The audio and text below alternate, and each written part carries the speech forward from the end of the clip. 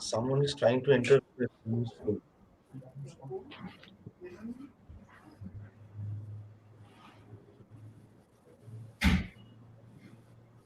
Hvem starter? Hvem starter?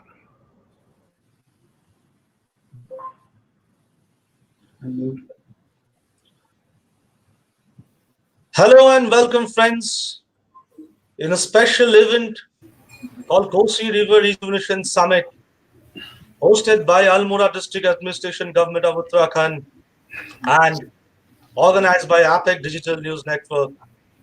And we have expert global thought leaders, policymakers who have joined us for the very special inaugural session of Kosi River Rejuvenation Summit 2020, happening virtually. The theme of this session is Rejuvenating Kosi, Reinventing Almora, new ways of river rejuvenation with collaboration and innovation. Almora, for our viewers, is a picturesque hilly settings. Is it net cover? The state of Uttarakhand, where it is associated with great minds like Swami Vivekananda, Rabindranath Tagore, Uday Shankar, and I'm sure whoever has visited Almora will visit again and again. A beautiful place called Almora, the pride of Kumaun. With this, let me introduce you the program chair of Kosi River Rejuvenation Summit, Nitin Bhadauria, IS District Magistrate Almora, Government of Uttarakhand. We welcome Shri Nitin Bhadauria. Let me introduce you the keynote speaker for inaugural of Kosi River Rejuvenation Summit, Shri UP Singh, Secretary Ministry of Jal Shakti and Secretary Ministry of Drinking Water Sanitation, Government of India. Thanks for joining us. We have a special guest from Denmark. We have with us Freddy Svane, Ambassador, Royal Danish Embassy in India. Namaste. Namaste. We have a special guest from Hungary. We have with us Mr. Peter Kovacs, Hungarian co-chair, India-Hungary Joint Water Working Group. Thanks, Mr. Kovacs, for joining us. Namaste. We have with us Dr. R.S. Rawal, Director, Scientist, GB Pant, National Institute of Himalayan Environment, Almora, Premier Institute, who are into research of Himalayan environment and sustainable environment. We have with us Professor J.S. Rawat, Head of Geography, Department of Geography, Kumaun Campus, Kumaun University, Almora. Thanks for joining us, Professor J.S. Rawat. Thank you. We will also be joined by Dr. Ron Malka, Honorable Ambassador, Embassy of Israel, New Delhi, shortly. And we'll have a special message of Honorable Chief Minister of Uttarakhand, Sri Rejuvenating Rawat, to be played at the end of the inaugural session. With this, I'd request Nitin Bhadauria, District Magistrate, Almora, Government of Uttarakhand, to set the context of the inaugural session and give his welcome address.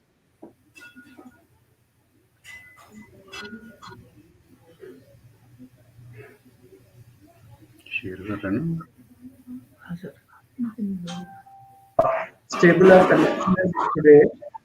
So my request would be if we are taking up in between.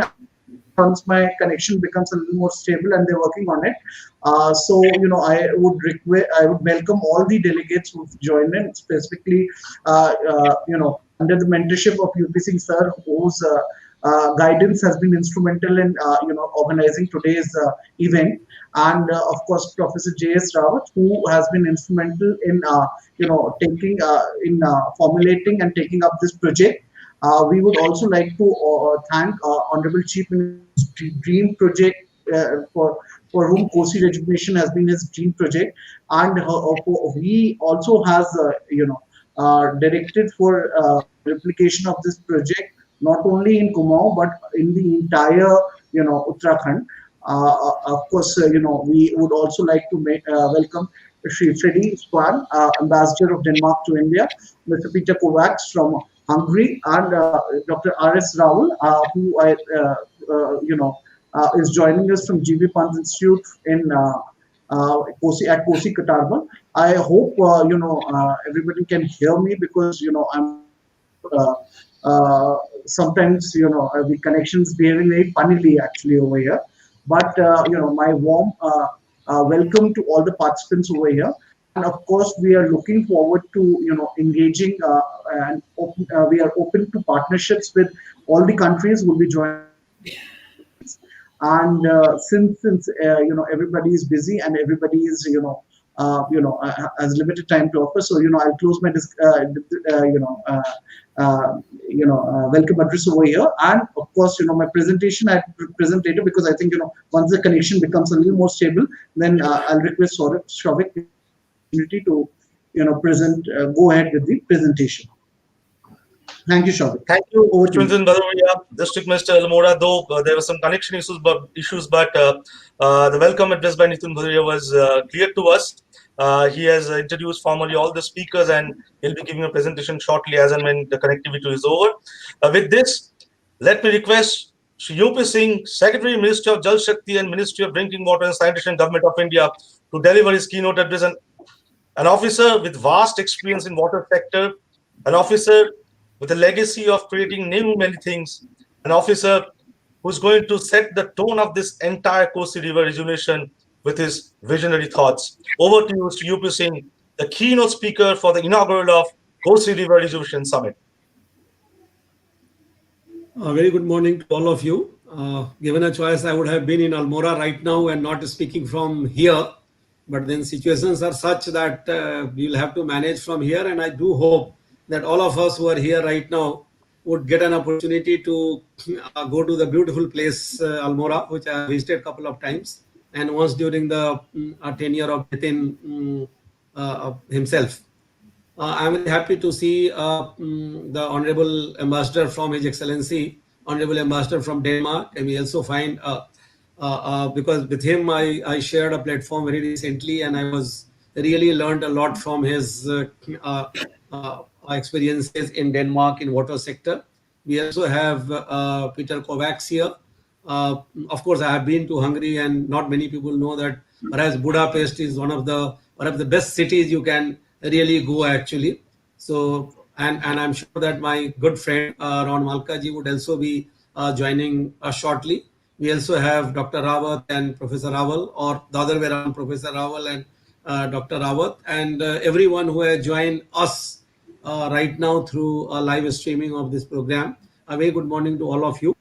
I was basically initially planning to speak in Hindi because that's the language which most of our viewers or listeners would understand better. But since we have a couple of or 2-3 international experts, so I would confine myself to English. Friends, I'm not a water expert actually, but yes, I have been dealing with the issues relating to water and issues relating to river rejuvenation for quite some time actually. At least in Government of India, I am in this ministry. Of course, the name of the ministry keeps changing. This ministry was earlier a Ministry of Water Resources. And then this ministry became Ministry of Water Resources, River Development and Ganga Rejuvenation. And now this ministry is called Ministry of Jal Shakti. So I had joined, I'm here since 1st of June 2016. That means I have completed more than 4 years, and I'm about to complete 3 years as secretary of this department as well. So I do have certain experiences, I can say. And in between, I worked for, while being a part of this ministry, I worked for a little more than 1.5 years as Director General, National Mission for Clean Ganga, which is, as you know, which is a nodal agency for rejuvenation of River Ganga. And then when I first learned what is the rejuvenation of River Ganga, everybody used to call Ganga cleaning. So I used to get a little confused that what is a rejuvenation, why people are talking of Ganga cleaning actually. So all the time, and everybody who came, he only talked about a sewage management. Mostly that how do you treat all the sewage which goes to the river. And maybe few people also talked of industrial effluent actually. Nobody talked anything beyond sewage management and industrial effluent. But then now later on realized that river rejuvenation, the most important thing in river rejuvenation should be basically having the adequate quantity of flow in a river. I would say that that is the essence of any river rejuvenation program. See, in maybe in Western countries and all, this may not be an issue, because what happens that their rivers basically, if you see, the flow doesn't vary much over months actually, or during the different parts of the year. In India, you will find the rivers in spate during the monsoon months, but in some places you may not find any water in the river during the dry season, or what we call a lean season actually. So our problems to that extent are slightly different. And that's why whenever I used to discuss about the Ganga rejuvenation, I always used to talk of a story which I learned during my school days. That story used to be a story of 7 blind men and the elephant. And I'm sure that all of you must have read sometime that story, that a person, a blind man, whichever part he touched of elephant, he thought that elephant is like that actually. So someone touched the trunk, so he thought elephant is like a tree. Someone touched his feet, he thought elephant like is something like a different. Maybe somebody touched a ear of an elephant, and then he said perhaps the elephant is like what in India we call a soup or something. But actually elephant is different. So that's what I find in many times when you talk of river rejuvenation, people only talk of one aspect of river rejuvenation. Fine, I'm not saying sewage management and industrial effluent management is not important for a river rejuvenation. But what is more important is that you must have a flow in the river, especially in the lean season. So any river rejuvenation program, in my opinion, in the country should primarily focus on getting the water back into the river. It may not be true, but generally I say that a solution to pollution is dilution. If you have a water to dilute, in the sense that how do we measure, let's say, a pollution level in a river water actually? We measure it through certain parameters, and all those parameters are nothing but quotients actually. Like you talk of dissolved oxygen, you talk of mg per liter, you talk of dissolved oxygen mg per liter. Now, numerator you have the pollutant load, but in denominator you have the volume actually. So if you have a volume in a river, then automatically this quotient, if you divide by a larger kind of a denominator, then naturally let's say a BOD value will become less actually. So water, availability of water is very important basically if we talk of a river. Now, how does the river? First, let me speak about this part of it. Why there is a problem of availability of water in a river? Of course, one problem, of course, is the very nature of our rivers. Our rivers are not snow-fed. Even a Ganga is not a snow-fed river really. It is basically either you can call it it's a rain-fed, or it's a partly maybe you can say even a spring-fed river actually. Only Indus some river systems get a substantial flow from the snow melt, but otherwise our rivers don't get water basically from the snow melt. They're all rain-fed. And what is the situation of rains in India? You all know that rainfall is confined to the monsoon 3-4 months.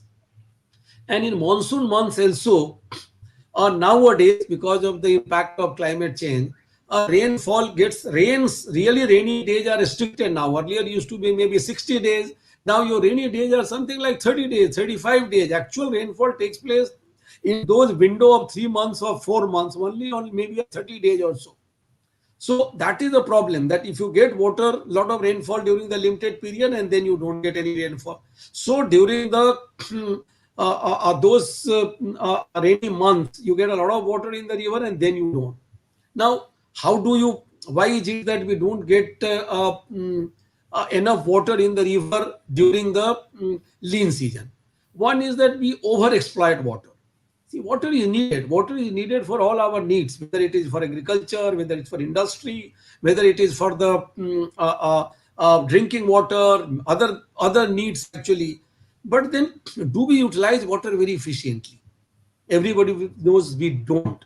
In fact, the other day when Ambassador Denmark, which was with me in another summit, he told me that in his country, the non-revenue water was something like 4% or 6%, he said.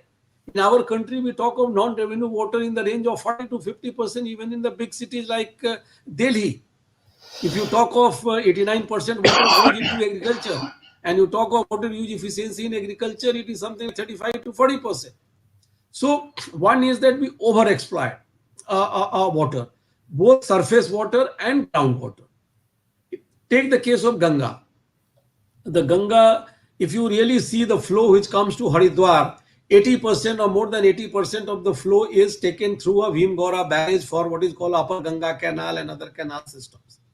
and then you have a Chaudhry Charan Singh barrage at Bijnor, and then you have a third barrage comes at Narora.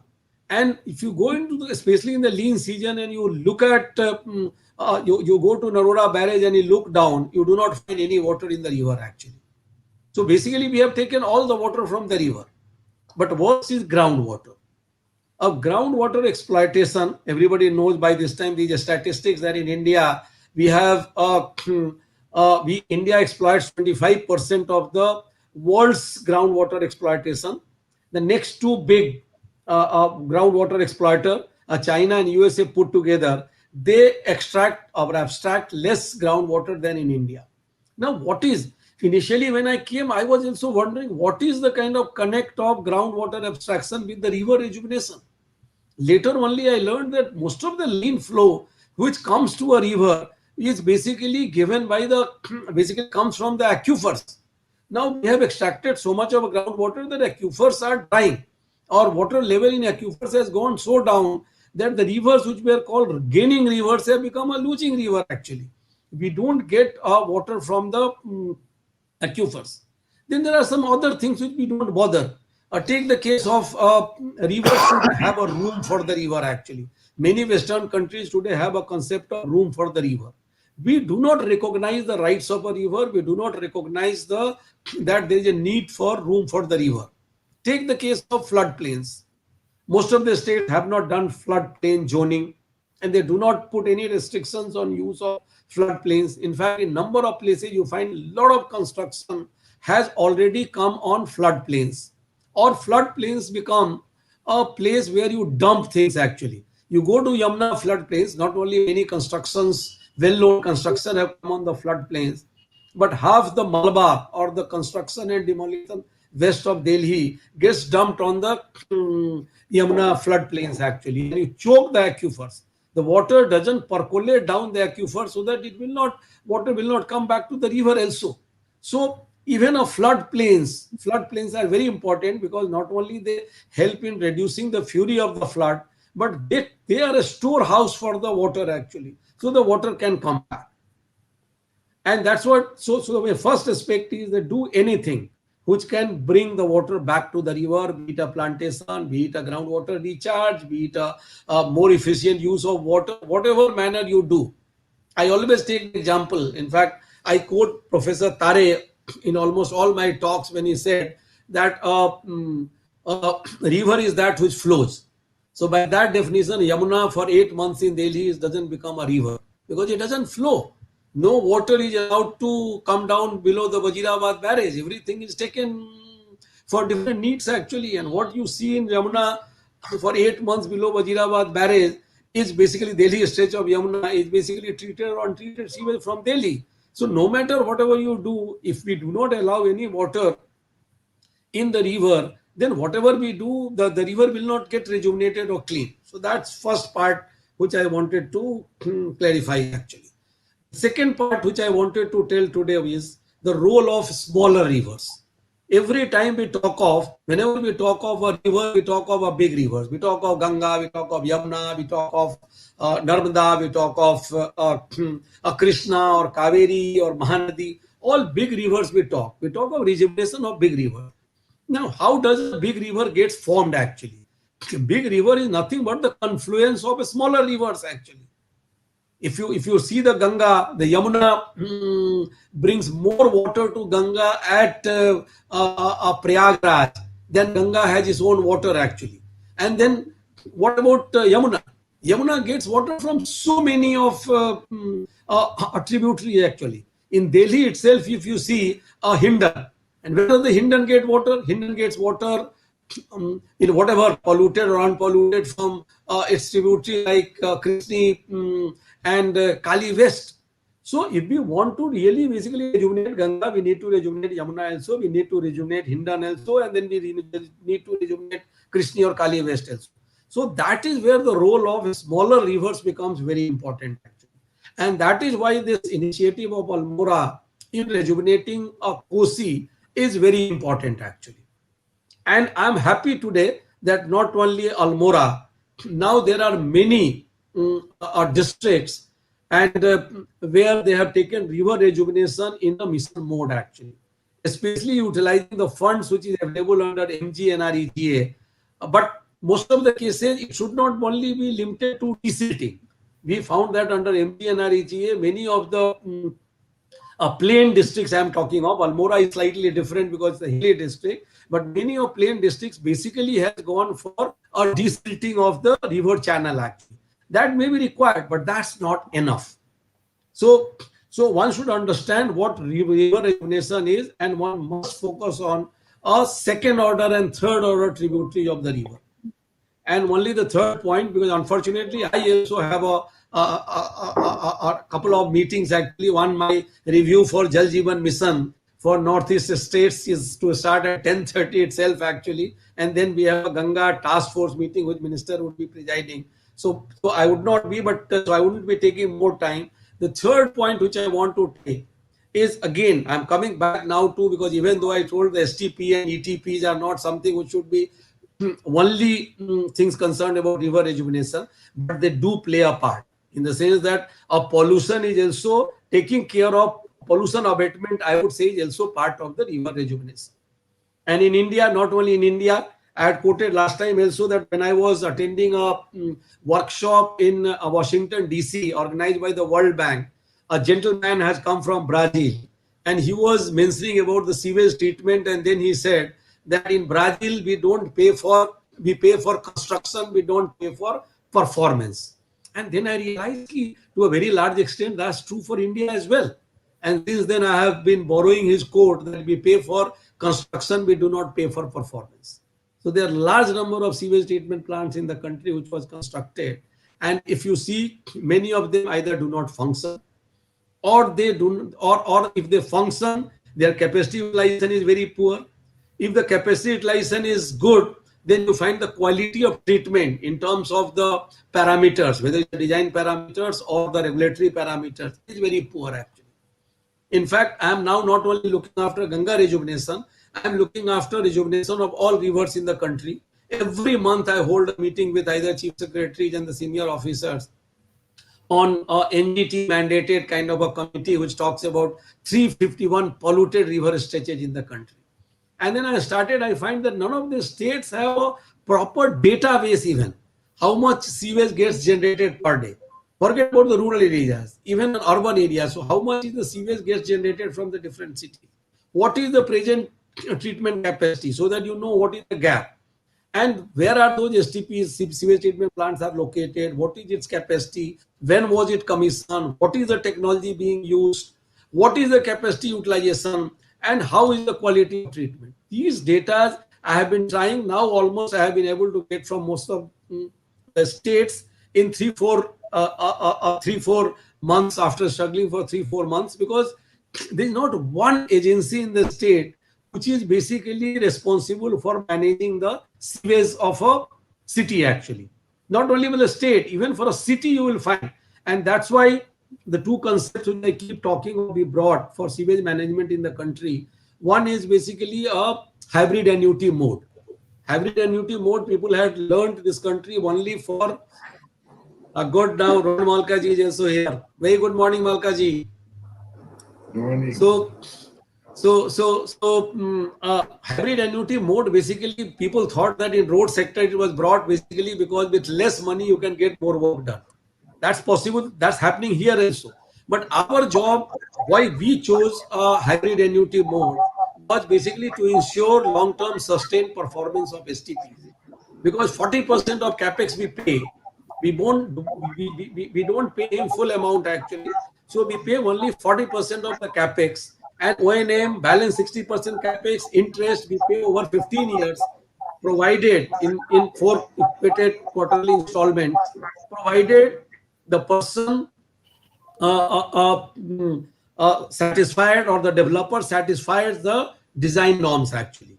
And right now we are talking about Almora. In Uttarakhand itself, the city of Haridwar has first two sewage treatment plants which has been constructed on hybrid annuity mode is functional, and one of them is going to be dedicated to the nation on 28th of this month by Honorable Prime Minister himself actually.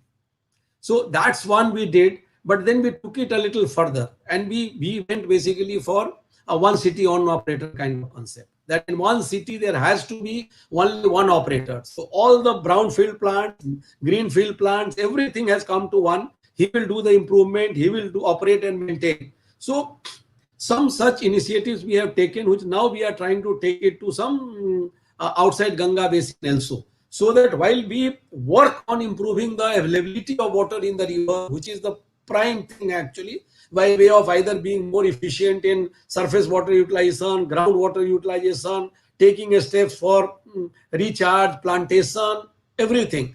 And then we also need to tackle this menace of pollution either from the sewage or from the industry. One or two important things towards the end, which I think Nitin has also done, is one is that river rejuvenation or even water management cannot be something which is too important to be left only to the government, as they say. So one very important is that you make it a people's movement actually. And that's what most of the people are doing. A case of number of small river rejuvenations has taken place where a community at large has participated in a very big manner actually, whether it's a samdan or whichever way they have participated. That's one. And the other is convergence actually.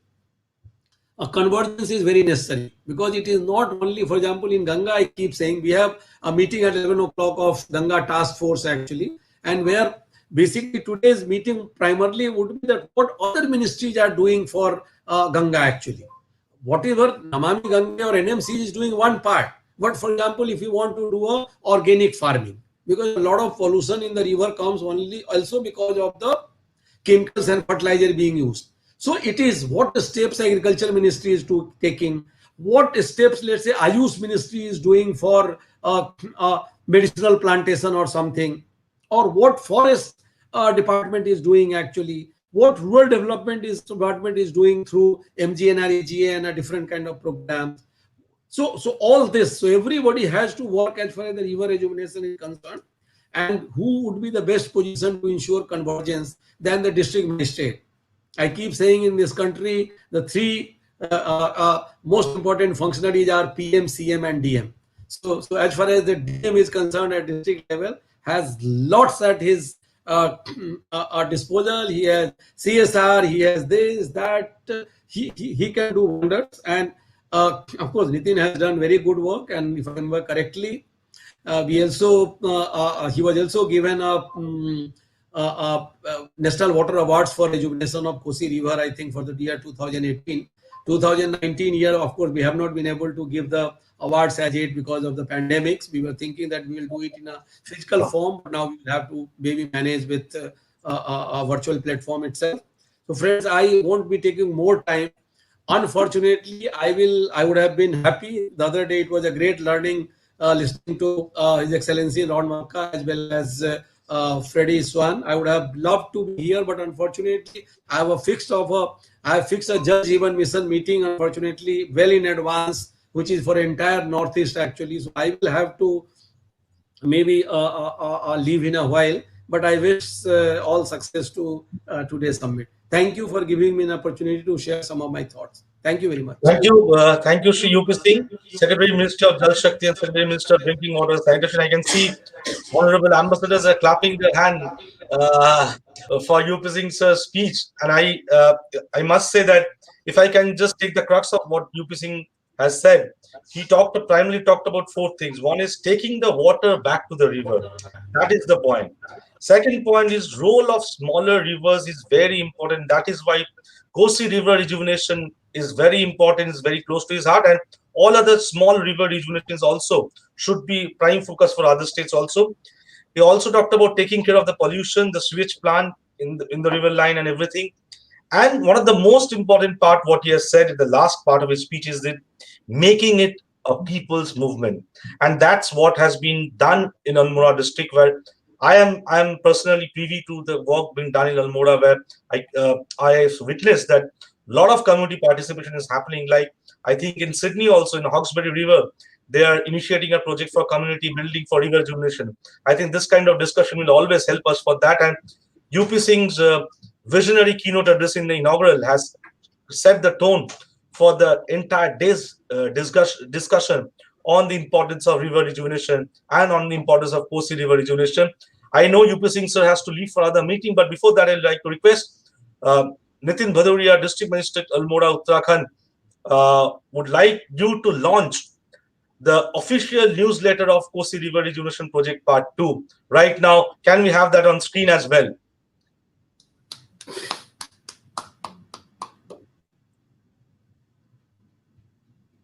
We can see that newsletter on screen. E-newsletter, Kosi and Kunjgar Nadi River Rejuvenation thing, a newsletter which has been officially launched by UP Singh and honorable ambassadors and esteemed delegates who were part of the inaugural session of Kosi River Rejuvenation Summit. That's a newsletter. We'll be sending the copy to all of you. We can quickly go through the pages of this newsletter. It's written in Hindi, and I'm sure the English translated copy will also be available in later part of the day. That's the official newsletter launch of Kosi River Rejuvenation by UP Singh, Honorable Secretary, Ministry of Jal Shakti and Minister of Drinking Water, Government of India. With this, before UP Singh leaves for his urgent meeting, let me also take this opportunity to inform all our viewers that we are thankful to our partners, host partner, Almora District Administration Government of Uttarakhand, supporting partners, Ministry of Jal Shakti, Namami Gange National Water Mission, country partners, Embassy of Israel, Embassy of Hungary, Embassy of Netherlands, and supporting partner IIT Kanpur and institutional partner GP Pant, National Institute of Himalayan Environment, Almora. Before we move on to the next speaker, let us play the special message by the Chief Guest of Kosi River Rejuvenation Summit, Shri Trivendra Singh Rawat, Honorable Chief Minister, Government of Uttarakhand. Can we have the special video message by Honorable Chief Minister of Uttarakhand, the Chief Guest of Kosi River Rejuvenation Summit 2020? मुझे जानकर बहुत खुशी हुई कि अल्मोड़ा जिला प्रशासन, GB Pant पर्यावरण संस्थान एवं एपीएसी डिजिटल नेटवर्क के समन्वय से कोसी नदी के कायाकल्प पर एक दिवसीय वर्चुअल शिखर सम्मेलन कोसी समिट 2020 का आयोजन किया जा रहा है। इस वर्चुअल शिखर सम्मेलन के माध्यम से जल प्रबंधन के लिए सही दिशा, ज्ञान एवं तकनीक के आदान प्रदान के साथ ही प्राकृतिक हिमालयी पर्यावरण का स्थायित्व सुनिश्चित करने में मदद मिलेगी। उत्तराखंड राज्य में जल की उपलब्धता सुनिश्चित करना हमारी प्राथमिक प्रयास रहा है। कोसी नदी पुनर्जनन अभियान जल की वर्तमान और भविष्य की जरूरतों को पूरा करने के लिए एक सार्थक पहल है। मेरी ओर से शिखर सम्मेलन कोसी समिट 2020 के सफल आयोजन के लिए बधाई।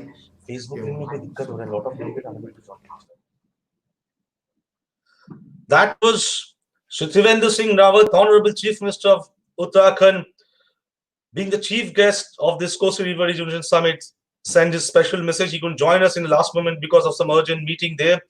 But his guidance for the entire Kosi River Rejuvenation project will be of utmost importance. With this, from India, let us move to a collaborative mode of Israel-India partnership. Let me welcome Dr. Ron Malka, Honorable Ambassador of Israel to India. Welcome, Dr. Ron Malka. Good morning, and thank you so much for having me today. To come to speak on the event on water, something that makes us very happy. We are keen, to work together about water. So, His Excellency, Mr. Trivendra Rawat, the Chief Minister, that I understand that has some other commitments, and Shri UP Singh, from Secretary from Jal Shakti, and His Excellency Freddy, Svane, the Ambassador of Denmark, distinguished guests. Israel and India declared strategic partnership in water. It means a lot to us. India is our precious friend. Israel has totally overcome the water challenge. So being here as a strategic partners of India, which is our precious friend, keen to share and to bring all our latest technologies, achievements, practices, ecosystems to India. We are positive that if we add to that the enthusiasm, the energies that are there in Jal Shakti ministry, our partners are there, Shri UP Singh, which is a great partner for implementing, adjusting and implementing our technologies, systems, advanced ecosystems and practices. I'm sure that India is going to overcome the water challenge. We don't have many rivers in Israel, which is part of our problem, but the equipment, the technologies that we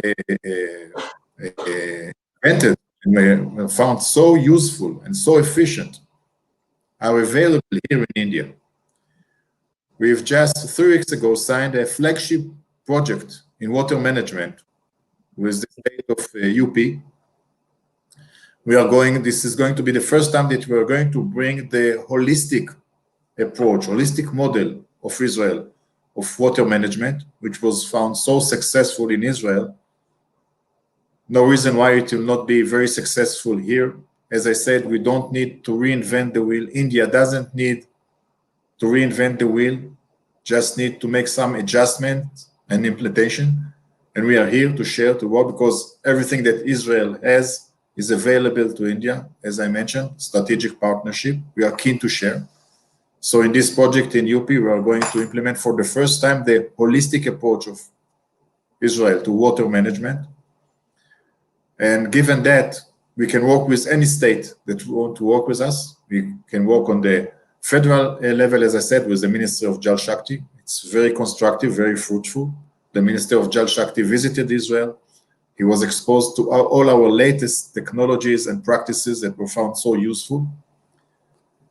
And another thing that I can announce now is that we decided for the first time to nominate a water attaché in our embassy in Delhi. A water expert from Israel, very experienced one, will be here, stated here in our embassy. We will join the agriculture attaché that is already here for many years, and together, they will help us to implement all the Israeli technology and practices that were found so useful in Israel. So it's I think it's a good news, very good news for our strategic partnership in water. So I know, as I said, that India, of course, Uttarakhand and all those states that are now focusing on water management, since it's a proven concept, the technology, the systems, the practices are there, the experience is there, we are willing to share it. So it's basically a matter of focusing, adjusting, and implementing. I'm sure that this strategic partnership between Israel and India will be very successful, and I'm positive that with these energies, with this enthusiasm, with these partners, like the Minister of Shakti, like the secretaries, like UP Singh, India is going to totally overcome the challenge. So I wish you a very insightful and constructive webinar. We should have more and more this kind of webinars on water, just to share the practices, the experience, and of course the latest cutting-edge technologies that are there, just to overcome the water challenge. Thank you so much for inviting me. Thank you so much, Dr. Ron Malka, Honorable Ambassador of New Delhi, Honorable Ambassador of Israel in New Delhi, for joining us in the inaugural. And also we thank Embassy of Israel for joining this summit as a country partner. I think now my journalistic acumen is coming up. I think I can, if I take one news point of your speech, you have said as a big news that you have officially announced that Embassy of Israel in New Delhi is going to appoint a permanent water attaché. That's a big news for any embassy. That shows how much important Israel is focusing on the Indo-Israel collaboration for water sector. And also, as you have said, that India and Israel have a strategic partnership for many sectors, but especially for water. And what you have said is very important. It's not only about planning, but implementation of those planning. And that's where India and Israel is working together for many years. I'm sure Israel and government of Uttarakhand will be can be seen working together, especially for Almora district and other districts in Uttarakhand, where the expertise of Israel can be leveraged by the district administrators in the state of Uttarakhand. Thank you so much, Dr. Ron Malka, for for joining us in the inaugural of Kosi River Rejuvenation Summit. With this, we have got a perspective from Government of India. We had a perspective from Israel. Obviously, we had a perspective from Almora, short perspective, but I'm sure we'll be having a detailed perspective from Almora in the latter half of the day. But what about an entity which is working very closely with Almora District Administration for Kosi River Rejuvenation Project? Let me invite Dr. R.S. Rawal, Director Scientist, GB Pant, National Institute of Himalayan Environment, Almora, and he'll be shedding some light on how GB Pant Institute and Almora District Administration actually have collaborated together for Kosi River Rejuvenation, keeping in mind the sustainable Himalayan environment. Over to you, Dr. R.S. Rawal. Thank you very much, and namaskar, everybody. At the outset, I would like to thank the organizers of Kosi Rejuvenation Summit for giving me this opportunity to join this webinar, wherein the group of experts, not only from India, but from abroad, have joined. And I must congratulate the district administration and especially Mr. Nitin Bhadauria, the district magistrate of Almora, for coordinating this very important program, and I would say successfully coordinating and leading the program from the front. On behalf of the institute, which is institutional partner for this Kosi Rejuvenation program, I would like to extend very hearty welcome to all dignitaries who have joined this summit from abroad as well as from India. As such, I am not an expert of the water systems or river systems. Therefore, I would not make any remark from an expert's perspective. But being associated with an institute which is mandated for in-depth research on Himalayan environment and development, I would definitely like to mention what is our understanding and as to how we are collaborating with this program with the thinking, a holistic thinking. We are also a major stakeholder of Kosi River because we are located amidst the Kosi watershed, and that way we attach very high value to this program, and we have tried to enshrine the activities which, besides the program itself, the activities are drawn in such a way that they contribute for this cause.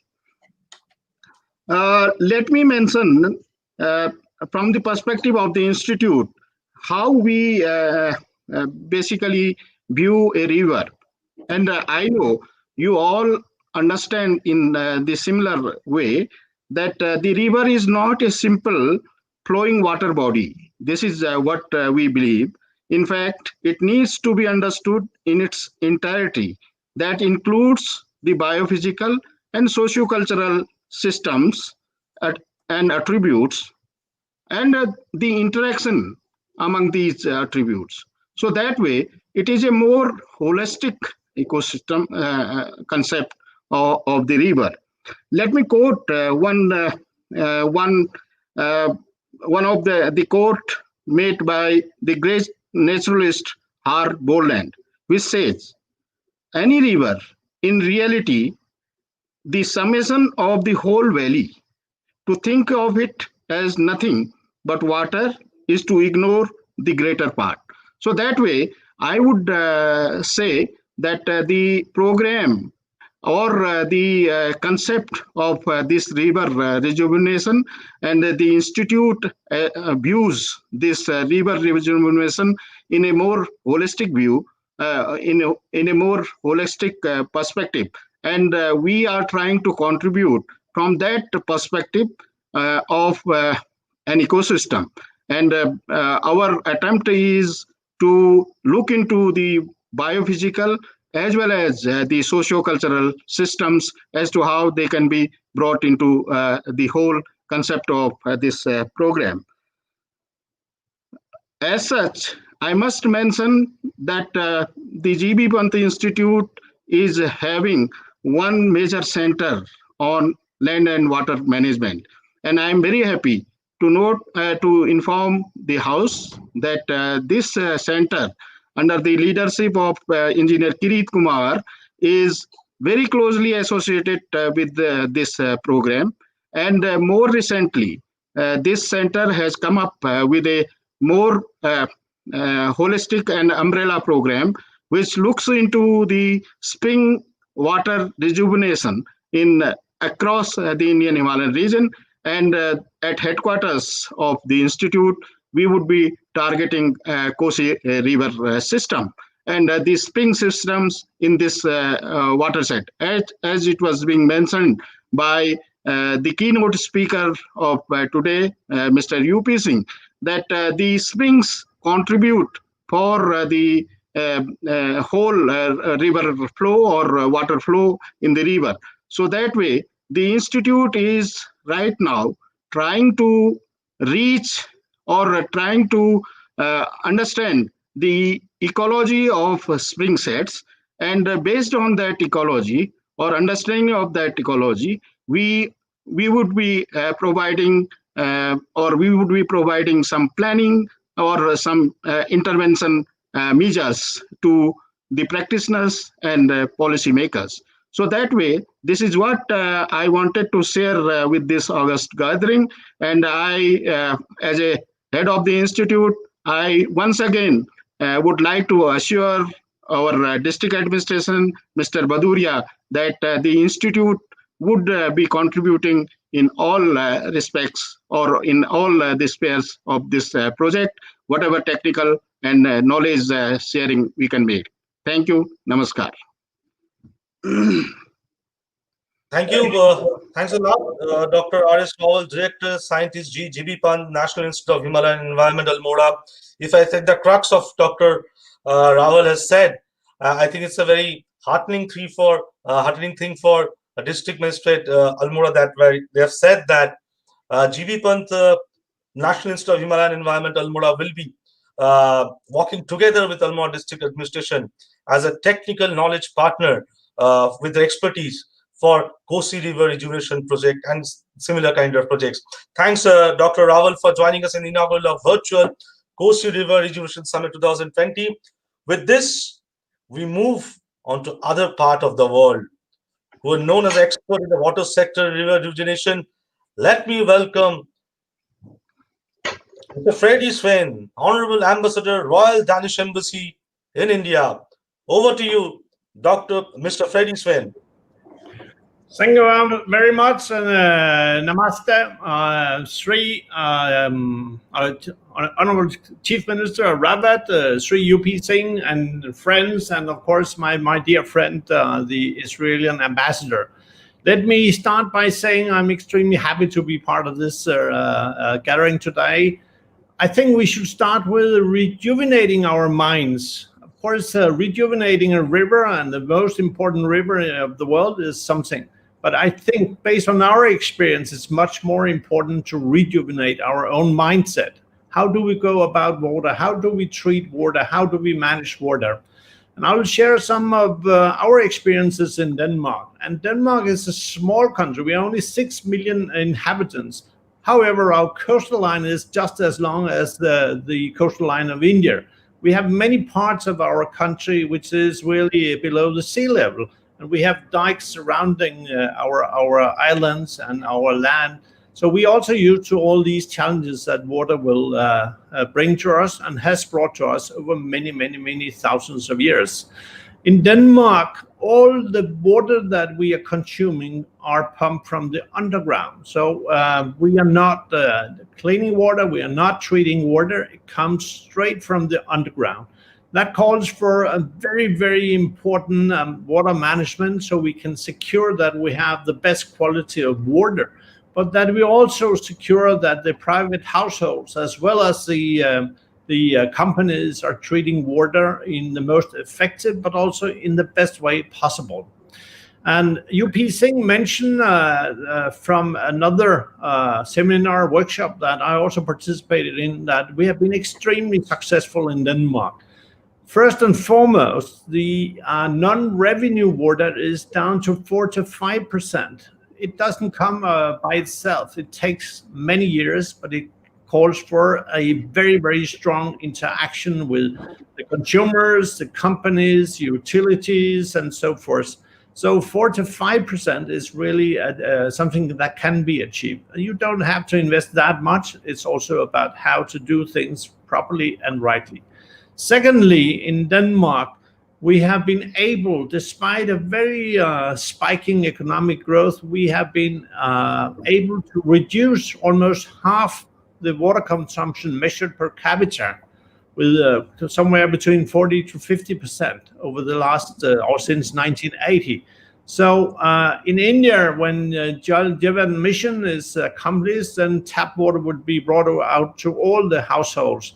But it's not good enough, so to say. Sorry, Prime Minister Modi, but it's not good enough because we also have to secure that people who will now get access and easy access to tap water, that they are spending the water resources wisely and in paying full respect to those who do not have the same access. So in Denmark, we have put a lot of systems in place. So basically, it's about water management, but it's also using incentives. It's also about using sticks where you are telling people if they do not behave that way, then we'll have to pay for it. Like 1 cubic meter of water will cost you more than close to 2,000 rupees in Denmark, because you don't not only get the water pump into your household, you also have to pay a fee for the water discharged. So that is, of course, something that cannot be transferred to an Indian context. But some of the technologies, some of the awareness campaigns can easily be transferred to India. And therefore, we are extremely happy that we also work closely with a number of Indian partners. We have a project in Goa where we are having a modern urban living lab where we also rejuvenating and so forth. We have with Udaipur, we are now on Monday. I think you should tune in on Monday. We'll have a very, very important announcement on Monday. Our Prime Minister will have a virtual summit with your Prime Minister. And I know that we'll see a very, very important message coming out of that meeting. I would also like to add that it's so important that the individuals are taking responsibility. And how can you do that? You can preach, you can inspire, and we like to inspire.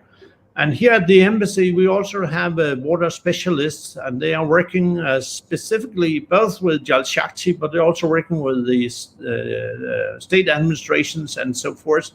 And I hope that today's seminar will open up more eyes and ideas so we can really work even harder and more effectively together in order to solve the big water issue. I don't know whether we can call it a water crisis or a water challenge, but it's the same all over the world. But we have really to do put all our efforts into the same context. Water is, in fact, the only substance that cannot be replaced. We will need water. It's a source of life. It's what really helps us during the day, but you can't replace it with something synthetic. It's impossible. So we have the water resources that we know, and we have to take care of that.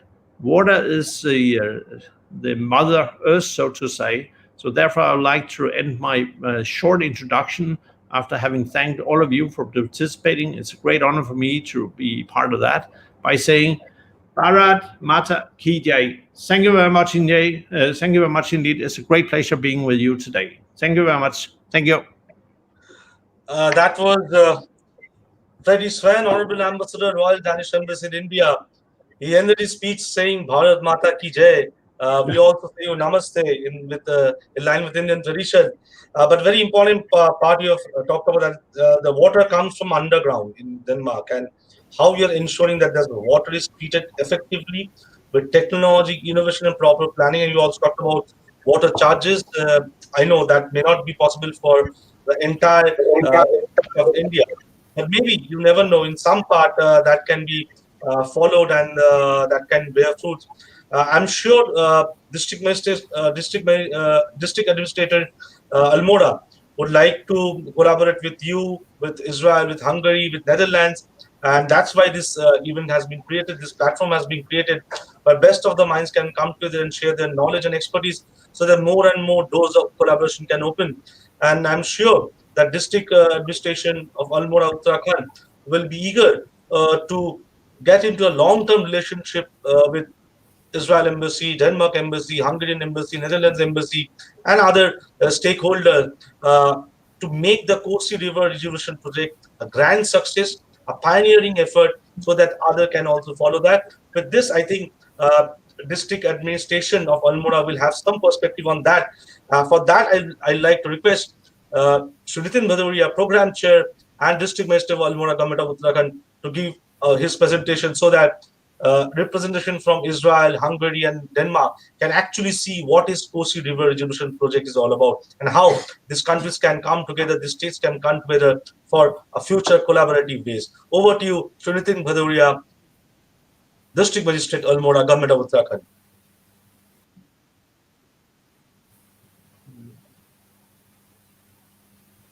I request Shri Nitin Bhadauria, if you can kindly unmute yourself.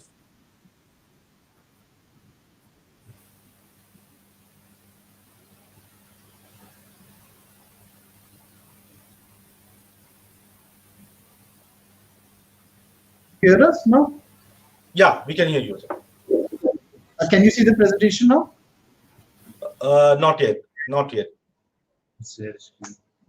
You have to start the presentation and then have to press the screen sharing button, sir. Yeah. I think, can you share it, see it now? Not yet. Not yet.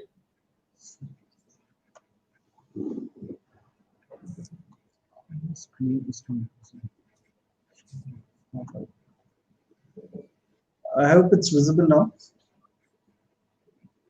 Yeah, it's now coming. Yeah. Greetings from Almora. Of course, I'll not be taking too much time, but I would like to thank Mr. Freddy and Mr. Ron for their presentation. And of course, I've stayed in Sweden for a while, and I've done the Malmo to Copenhagen commute, couple of times. I stayed in Jönköping, and during that period, I really developed a lot of perspective for the respect that Nordic countries have for their natural resources. So, we'd really be very, very happy if, we could get into some kind of collaboration with Israel, with Hungary, with Denmark, because we've already established a secretariat over here, which is looking after the day-to-day affairs and, how this collaboration could be taken forward. So I would really like to thank them for their presence, and of course Shovik, who despite a personal tragedy yesterday is able to make it, because I also requested if he wanted to take time out, but he said that the show must go on, and he's here today. So of course, a lot of thanks to all the participants over here. Of course, credit also goes to Professor Rawal and Professor Rawat, who've been instrumental, because they've taken up the ownership of this project. And where we've found good partners, good local partners, good local stakeholders. Those projects have gone in for great success. And I think clearly we need local partners, because administratively we have a lot on a palette already, and where we find we can give that conducive environment, where we can take these projects to some sort of conflict resolution mechanism, and elicit partnership from each department. I think that is really the key of going ahead with projects. And of course, other than the water projects, we also do have a museum project. We also do have tourism projects going on in the town, and Almora is known as the cultural and the spiritual capital of Kumaun. Of course, it's given birth to a lot of luminaries who were, and Kumaun culture itself is a very rich culture. So, I would invite, all the ambassadors and all the participants to also visit Almora at some point of time. And, it would be our pleasure, it would be our, privilege to be host, all the dignitaries over here. Of course, during Corona times, the new normal has come in, and getting back to the entire presentation, this project was basically based on two studies that were done. One was a geomorphical study, scientific study, which was done in partnership with, of course, Pant Institute. Second study was done basically an e-governance study on GIS data mapping, which was done under the leadership of Professor Rawat, who of course will be talking more about the work that he's done. Next. So on the basis of these studies, we actually developed a perspective for charting the recharge zones. Up till now, what the concept of rejuvenation in India had been that you plant trees, you create water recharging structures without any reference to at what locations it should be done and what interventions needed to be done on a site-specific plan in that context was missing. So a latitude, longitude based entire planning was done. Whatever infiltration holes, whatever infiltration trenches were to be done were mapped on the GIS maps, which were created for all the recharge zones. There were 14 recharge zones that were created around Kosi, and on the basis of these recharge zones, planned work was executed. This was, of course, done in partnership with GIS cell in Almora and led by Professor Rawat. The works undertaken here was, the planning workflow was, of course, the GIS mapping of recharge zones. The site-specific planning, as I talked about, there were two activities that were taken up. One was the water recharge interventions and the plantation activity. Of course, the what we would find was that in plantation and everything, we would encounter that the survival rate would be typically be varying around 50 to 70%, depending on how much care was taken, how much ownership was taken. But when we found that the community was mobilized and community was given the ownership of all the plantation activity, the survival rate actually went to 95% plus over here in the project. No extra funding for the project was taken. For the forest areas, the funding was done through the camper funds available with them, and for the revenue areas, it was done through Manrega scheme, which is the funds were easily available within the district itself. The different recharge zones are there on the larger map of River Kosi. In the red, we see the seasonal stream. The blue mainstream is the Kosi stream, and they have been done. These recharge of aquifers has been done at the at a certain height, so that these aquifers get filled. So on the basis of the scientific study, this entire mapping and intervention has taken place. The different water recharge interventions that have taken place include holes, percolation ponds, trenches, biocheck dams made from local pirul, and dry stone check dams. Of course, these are the some of the pictures of during the rainy season, and each of the picture has a latitude and longitude mapping, so that immediately we could say when the recharge when the say suppose infiltration hole has a life of 1 year, so the next year we'll do the same work at the same site so that the aquifer gets filled. So immediately we can know the status on a real-time basis of what is happening at which site. Of course, the community action plan has been a key part of the entire movement. Every activity has been planned with the local community as the focal point. We had 14 district level officers as nodal officers designed for documentation and implementation. We actually collaborated with the army, ITBP, NGOs to ensure plantation survival. In each village management committees, school children were engaged, so that they looked after each child, adopted a plant, and they were looked after. They would water the plants whenever it was needed. We had Kosi Samman Samaros, we had Kosi Shapat in Kumaun in local dialect, and the salient features of this project have been sustainability, replicability. Sustainability in the sense that it is no extra funds are needed, it is easily sustainable, community has to be mobilized. It is easily replicable, of course, transparent because everything comes under RTI. All the funds are public funds and are accountable. It is very cost effective because no extra funds were needed. The funds were present within the district itself, and of course, very scalable. And we've taken up more rivers for rejuvenation within the district itself. The outcomes have been 170 million liters of groundwater augmentation. Of course, the numbers have gone up over the years. The plantation has, of course, increased tremendously, and it is 18 lakhs right now. Entire 225 kilometers of Kosi is under rejuvenation. Of course, I would also like to thank, Mayur, who was earlier working here. He took up the Kosi for rejuvenation in district Udham Singh Nagar too. GIS mapping, I have already talked about, ensured transparency, no extra funds were talked. It also created 70,000 additional mandates of employment across 106 villages, which I think was a great outcome because it increased the livelihoods of the people by putting money in their hands for all the works, because all these works which we have seen over here have been executed by the villagers themselves. It has been turned into a Jan Andolan, ensuring sustainability, ensuring all the structures are in place. And if there is any problem, then these village management committees report. They have a reporting structure in place, and they entire mechanism is in place wherein the grievance redressal is addressed. We have taken up Punjgarh, Ramganga, Jataganga, and Gagas for river revivals over here. And of course, we've also set up two major achievements have been the setup of Kosi Secretariat, so that we can go ahead, share this knowledge, and whatever different countries have to offer, we can implement it over here itself. Another great achievement has been that Almora has been chosen as the headquarters for Kumaun River Rejuvenation Committee. All the rivers in Kumaun mostly are rain-fed, so we would want to take up their rejuvenation. Unlike Garhwal, where most of the rivers are glacial-fed, we would want to take up rejuvenation on a larger scale, and for which this entire committee has been set up under the chairmanship of Commissioner Kumaun.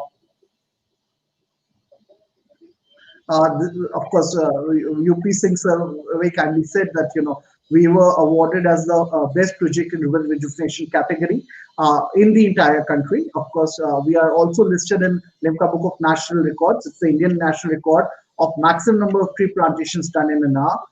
It has been identified by MOEF and other Secretary Jal Shakti as the best practice in its category and a critical project of national importance. It has been the dream project of Honorable CM Uttarakhand, and it has also been felicitated with the honor of the CM Uttarakhand Excellence Award. And during the last summit over here, which we had, the first summit that we had, Honorable in partnership, of course, with Shovik, Shri J.E. Govardhan was the chief guest, the High Commissioner of Mauritius to India, and he also, when he saw the findings of the project, he also wanted it to be replicated in Mauritius. Then there are certain websites, GIS data inputs, and maps that we have developed. These are the database inputs maps, so that all the data, all the work that's been done is captured. This data is continuously mapped on the GIS. It is available in the public domain, and some of the news stories that have been motivating us. Thank you all. Thank you so much. And without taking too much time, I would like to thank again all the important dignitaries who could take out time from their important time. And we would really want you to invite all of you over here. Of course, GB Pant Institute itself is carrying out the national meditation for against climate change. So I think any sort of a partnership could either be centered around GB Pant Institute with the district administration partnership, or MOUs could also be signed in partnership with the countries, with GB Pant and district administration. A tripartite kind of an agreement could be signed, and the collaboration could be taken further. Thank you so much. Thank you so much, Nitin Bhadauria. I'm District Magistrate Almora, Uttarakhand. I can see Honorable Ambassador of Denmark clapping after your speech, and I'm sure that can be a hint that their must be some kind of collaboration are on the anvil between Denmark and Almora. Who knows? Maybe Freddy Svane can visit Almora and actually explore the amazing Almora as you have started this branding campaign to put forth Almora in the global map, not only about tourism, but also exploring the rich Kumaun culture and tradition of Almora, as well as river rejuvenation of Kosi.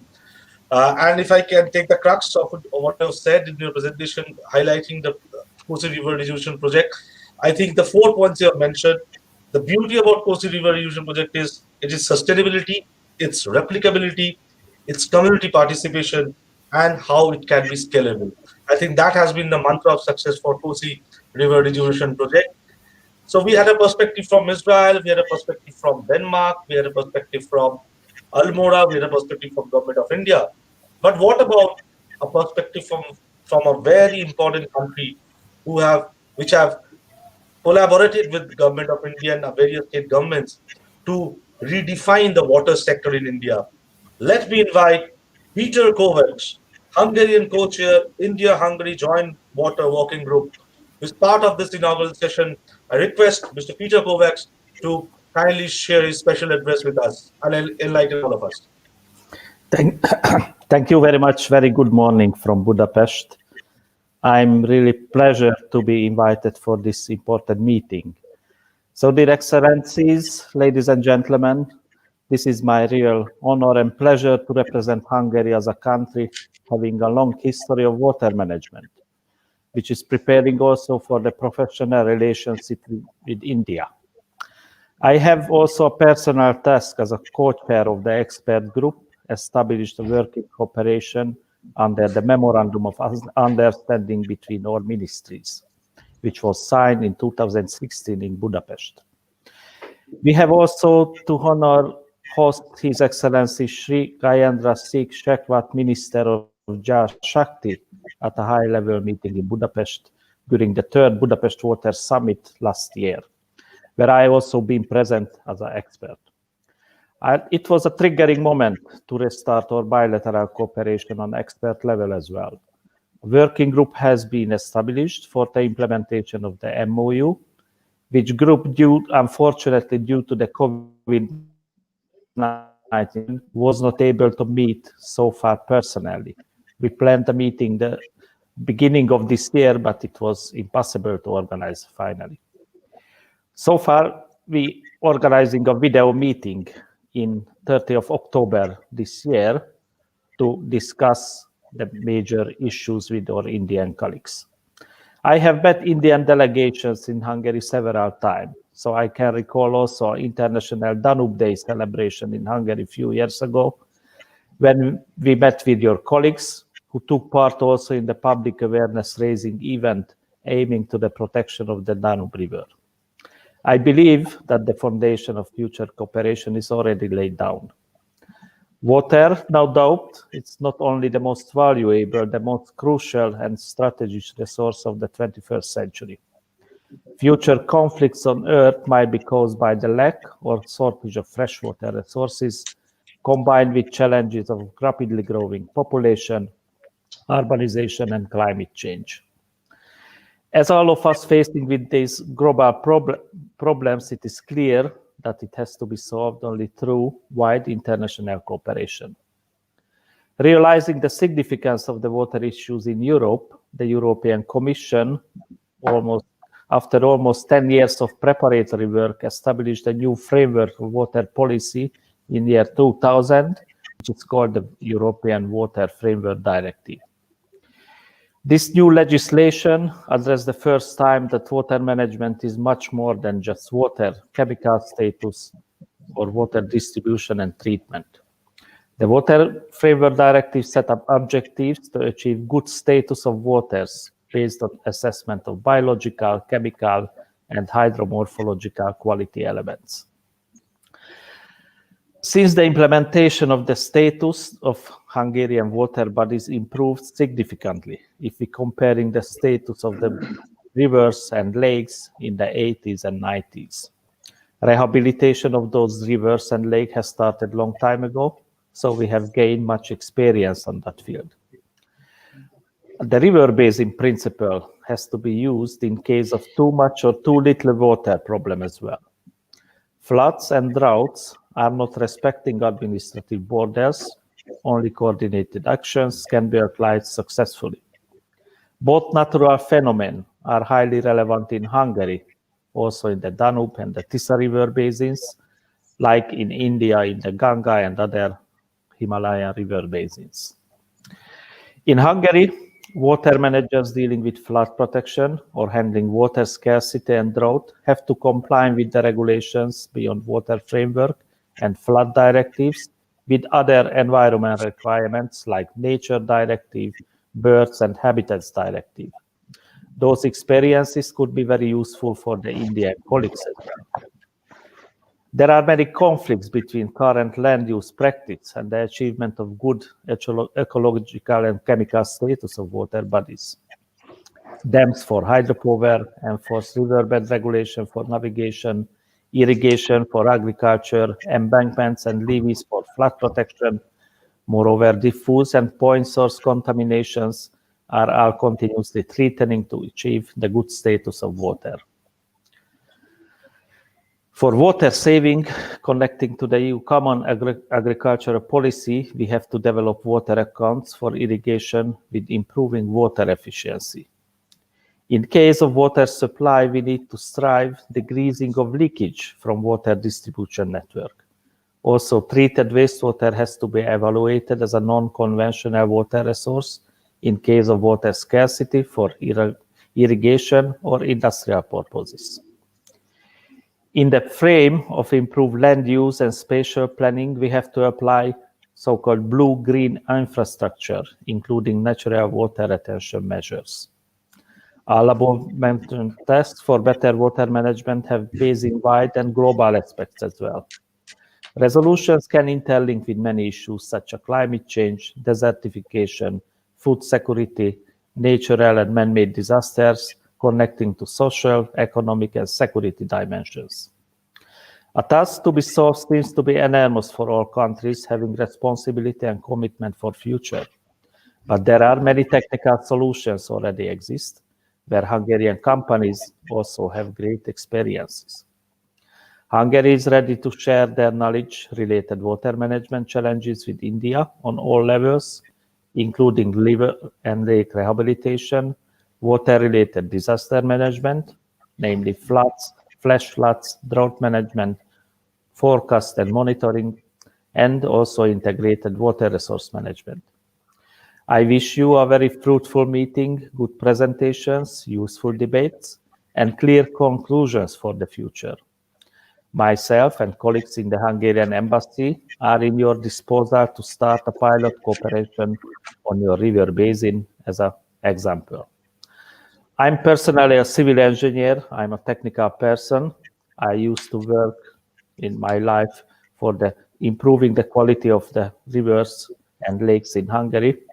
And I hope we can share our great experience and also great success with India. Thank you very much. Thank you so much, Mr. Peter Kovacs, Hungarian co-chair, Indian-Hungary Joint Water Working Group, for joining us from Budapest. And I know Nitin Bhadauria, District Minister Almora, Government of Uttarakhand, has a special connection with Budapest. I know Peter Kovacs has to leave now for an urgent meeting. If I may request Nitin Bhadauria to reveal to us his connection with Budapest. When I was in Sweden, I was happened to visit Budapest, and that point of time we were backpackers, and Hungary is a great country. We went to lots of places in Europe. I have special memories of Budapest, and hopefully I'll get an opportunity to come sometime down there and pay a visit over there. And I would also like to invite Ms. Peter to come down to India and have a look at the efforts that we are putting in, and of course we can definitely benefit with the work done at Daniel over there. Thank you so much. Yes, thank you so much. Thank you so much. If I can take just what Mr. Kovacs has said in his speech, he talked about increasing water efficiency with irrigation, talked about natural biodiversity, how to maintain that, and how the rich experience of Hungary in river rejuvenation and water management can be leveraged in India, and especially for river rejuvenation projects in various parts of India. And since this event is on Kosi river rejuvenation, I think there also Hungary and Uttarakhand government can think of collaborations in future. With this, from Hungary, from Budapest, we'll come to again Almora. Now we have a special address by a person who has been working for river rejuvenation, sustainability of Himalayan environment for last many years. Let me introduce Professor J.S. Rawat, Professor and Head, Department of Geography, National Geospatial Chair, SSJ Campus, Kumaun University, Almora, to give his presentation, because he is a person who has been integral part of on various stages of Kosi river rejuvenation. Over to you, Professor J.S. Rawat. Thank you. I am audible? Yes, you're audible. You're audible. Okay. सभी को मेरा नमस्कार. All the respected dignitaries. I am basically a geographer, and the Kosi which we are discussing today, it has been my laboratory since last 3 decades, when I started to keep an eye in the base flow of the Kosi River in 1992. And thank you very much for inviting me to share my views here, share my experiences, especially related to the hydrological studies of the Kosi watershed. For this purpose, I have prepared a small presentation with the help of the PPT. I would like to share my experiences. Okay.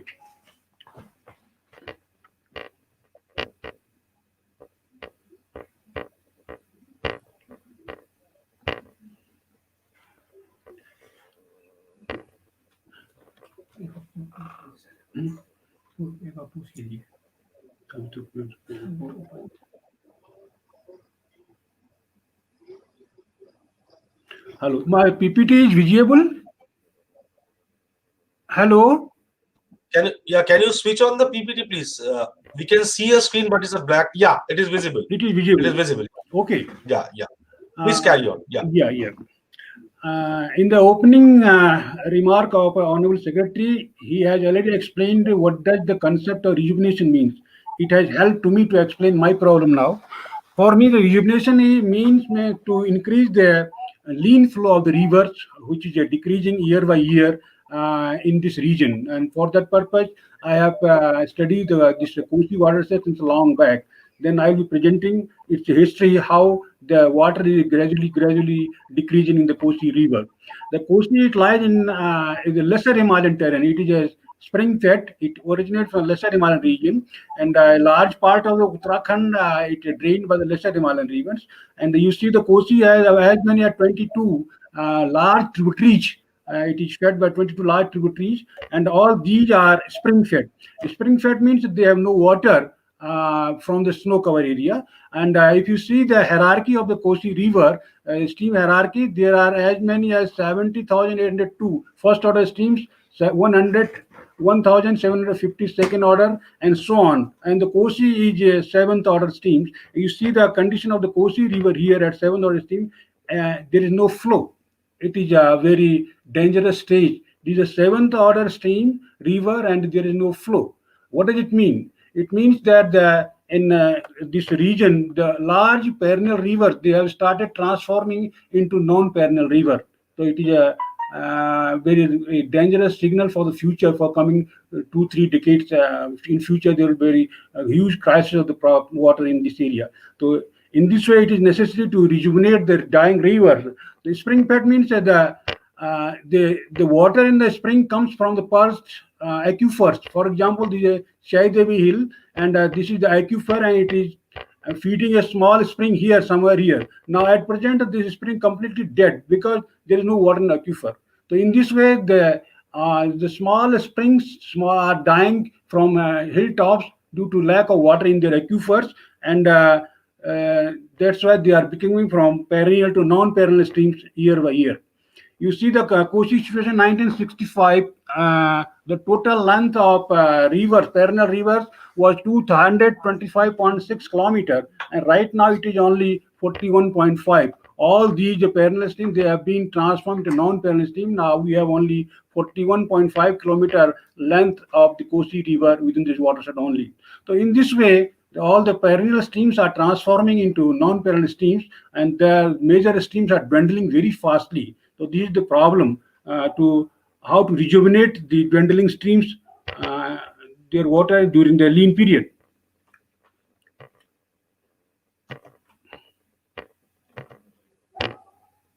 Yeah.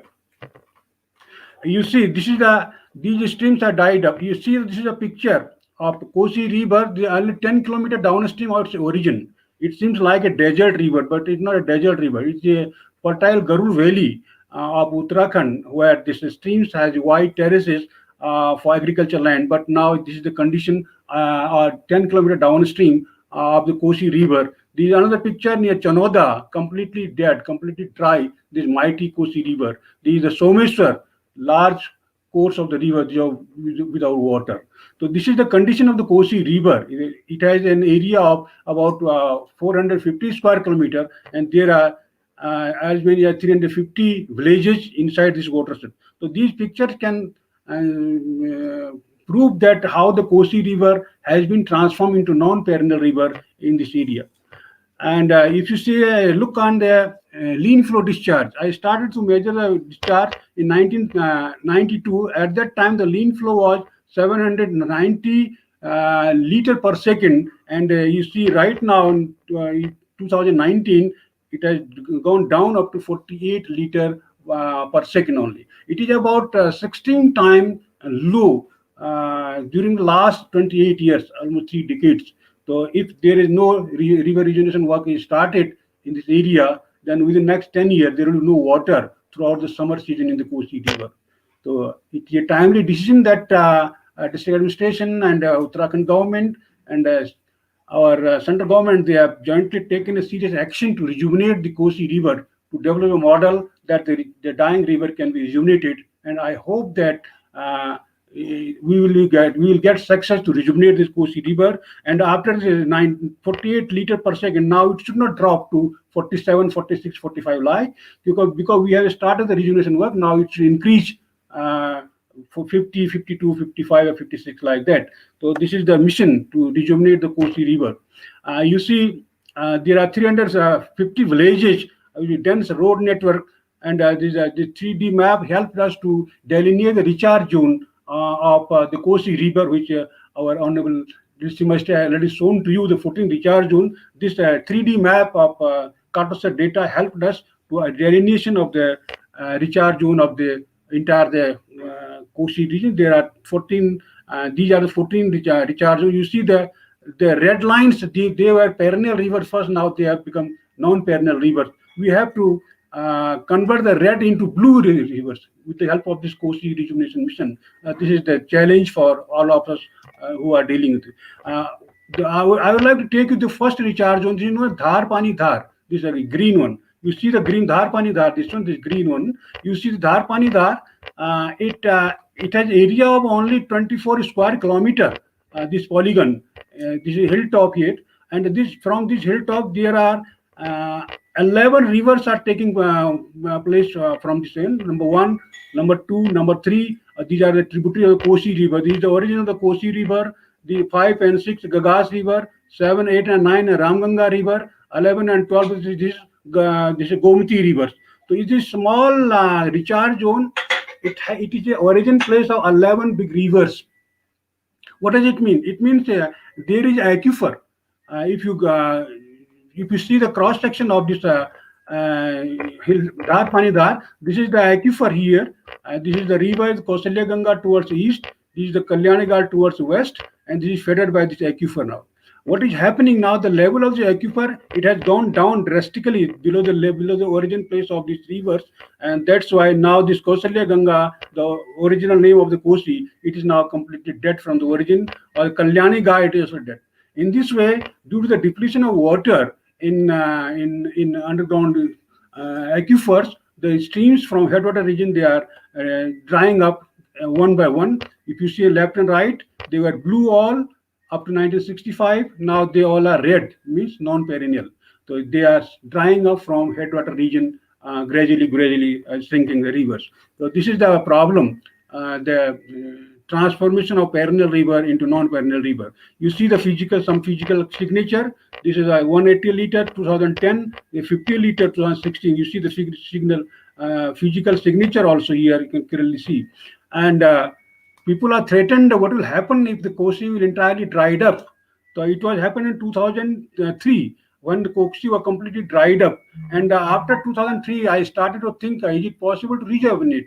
Before that, I was already doing a research work, publishing the paper. But this was the landmark year for me. My mind was changed, and I started to exercise how we can rejuvenate the Kosi River, and then try to make a plan, Kosi rejuvenation. Otherwise, it will become a history in future that there was a Kosi, mighty Kosi, and now it is completely dead now. So 2003, that was really a turning point for me in hydrological studies, when I started to make a plan how to rejuvenate this dying Kosi River. And at that time, I predicted that this Kosi will completely dry out within the next 12 years. But before that, in 2009, 3 years before, it became completely dry. You see the here is the 7th order stream here. Kosi is the 7th order stream, where there are the pumping station for Almora town. There is no water to pump it. So it's completely dried, 2009.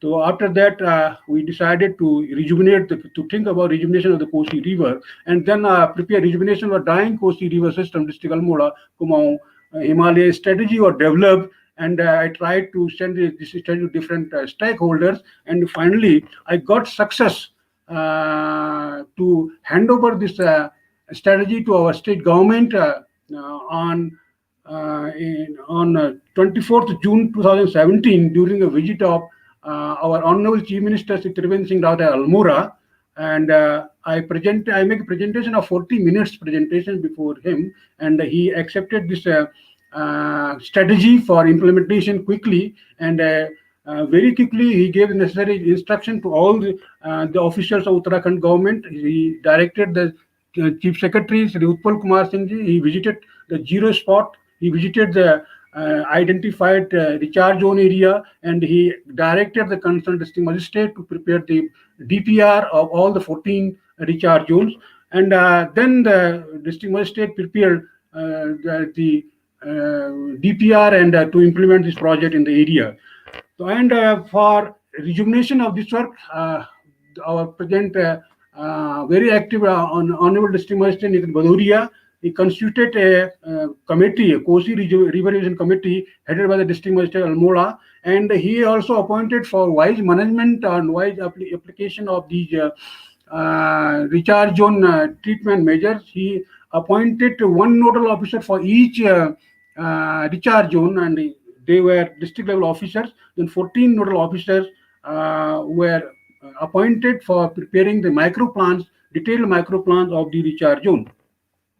And the field training was given in the recharge zone, how to prepare the micro plan, where we should go for the infiltration hole, where we should go for the infrared trench, where we should go for the biopropulsion tank, and where we should go for the plantation of shrubs or local grasses, etc., etc. That training was given in the field. It started by that time Mayur Dixit. Now he is in a district magistrate in Uttarakhand. He was the CDO. He gave the training in the field and to the nodal officer, and prepared the micro plans in 2018, January 2018. And this is an example of one recharge zone. All these are mapped based on satellite data and topographic sheets. And this recharge zone map, geographic map, was given to each nodal officer to prepare the micro plan. It clearly depicts all the rivers which are originating from here, how much the agricultural land, how much the barren land, how much the urban land, and where we should go for different purposes. This is one of the example of one recharge zone. So similarly, the mapping of all the recharge zones were done, and then the micro plans were prepared by the nodal officers with the help of the concerned BDOs. We have two blocks here, Takula and Halwag block, and with the help of the forest department. The three are the implementing agencies: the forest department, Hawalbag block and Takula block, and they prepared that micro plan which I mentioned here, the site of plantation, number of plantation, site of grass area, site of infiltration holes, sites of trenches, site of biopollution barriers, site of infiltration tanks or check walls. All are marked on the map with the help of the GPS and the satellite data, and then the implementation work done, then the DPR was prepared and implementation was done. Finally, on 16 July 2018, almost 2 years back, the inauguration of this Kosi rejuvenation work was done by the Honorable Chief Minister Sri Singh Rawat at 0 point. He visited the first recharge zone known as Dhar Panidhar. There is a village Kantli. So he visited Kantli and then did the opening of this remarkable mission of Kosi rejuvenation on 16 July. That is Harela Parv here in Uttarakhand. And this is the summary of the first phase work, which the district administration very efficiently did in the entire Kosi watershed, especially in the 14th recharge zone. These are in two parts. Number A is the biological treatment. Number of plant planted or grass, napier grass was planted in different places. And then infiltration holes, their number is given, how much infiltration hole were digged, how much water tanks were prepared, and how much infiltration trenches were constructed to collect the overland flow, because now we are getting high intensity rainfall. We have got a slow intensity rainfall. There are no event now. So to catch a lot of water runs away from the hilltops, about 70 to 80% water immediately after the rainfall. But the purpose is how to catch the rain on the hilltop. This is the infiltration holes, infiltration trenches, water tanks, and water tanks, they were constructed. Infiltration holes on the hilltops, into trenches on the surface flow on both the sides of the rivers, and the water tanks, and this biopropulsion tanks, they are across the first order streams, because first order streams, it runs out a lot of water during the rain and after the rain within couple of hours. So to check the rain for giving time infiltration, a series of biopropulsion tanks has been constructed in the recharge zone area, and this is the check dam across the second order streams. Our recharge zone, our working area, thrust area is first order streams, second order streams, up to third order streams. After that, downstream, we are not proposed any work for recharge area. And these are the fencing area for plantation. So this is a summary of the first phase work. The second work phase is already going on right now. So based on this recharge zone mapping, now you can see that the peculiarity of this work is on GIS based. One can monitor the activity, whatever we have done in the field. You can see the area. For example, here select the holes. These are site number 6. There are 6 sites where infiltration holes has been constructed, 1,50,000. You can view the site. You can get the data or their data, and even you can get the photographs. So this is completely GIS based. One can access the information where we have done, what we have done, when we have done, how we have done, who did it, who funded it. Trenches, select the trenches site. There are 3 sites of trenches and the first phase plan. Their number is 3,000, and then we can add the table of these trenches, details of trenches, the date of construction, date of engineer, date of name of blocks or department, which department constructed. All the attribute data are there, and then we can have the photographs this way. So this is completely GIS based program. We give a transparency in the system to add the people more and more in the campaign. These are the photographs. Similarly, select site of plantation. 2 sites of plantation are there. 3,000 plants are there, and you can open any site and get the table of this site. This site contains the name of plant, species of plant, age of plant, or which department or which fund, and then you can also see the photographs of this plant. These are the plants. So in this way, the Kosi rejuvenation plan is a very systematic scientific plan to rejuvenate a Kosi river, dying river of the Himalayan region. You see the plan. But biggest challenge for this program is, which I feel is the forest fire. We have planted more than 2 million plants in the first phase, but they can be damaged within a couple of hours only by forest fire. So we have to look, the central government and the state government have to take care how to control the forest fire. So for that purpose, the government should strengthen our forest department especially in this experimental area of Kosi, that there should be no damage of plant due to forest fire. So this is the big challenge. I think our government is very active. Especially our Almora district magistrate, I have a lot of hopes with him. He's very active, he's very proactive, and he will do needful to protect the plants from the forest fire damage. Another peculiarity of the plantation is there is no plantation without fencing, because plantation needs the fencing for the damages from the cattle or peoples and even the forest. So there is the plantation work has been done by fencing. You can see the fencing, the two type of fencing where the stones are available, the wall by stones, otherwise by this iron angle and wire. So this is the another peculiarity of the Pirul's check dams. Where are the Pirul's check dams? You see the details of Pirul's check dams, their number, their attributes, and their photographs. So this is a very scientific project, scientific mission, construction of the doing the treatment measures. This is another one. This is check dams across the. This is the second order ephemeral streams. This is not a perennial streams. So this is the second order ephemeral stream. This is the water you are seeing, the rainwater. Now Earth has time to infiltrate gradually into the water, into the land, into the ground, and to recharge the ground aquifer for augmentation of the streams. So these are the series of check dams across the second order ephemeral streams in the Kosi catchment area and their sites. Yeah. Water tanks. This is a water tank, its location and its attribute. So this is the regarding the management work, the GIS work of the Kosi rejuvenation. Monitoring of the Kosi River Rejuvenation Mission. There is another peculiarity that it is not only a project, it is a mission well monitored by the administrator of the state level administrator, district level administrator, or block level administrator. I will go through the administration part, and our Kumaun commissioner at that time, Rajiv Rautela was there. He monitored this Kosi project thrice during his tenure here, 1.5 years, and he gave the necessary direction to improve the quality of this project.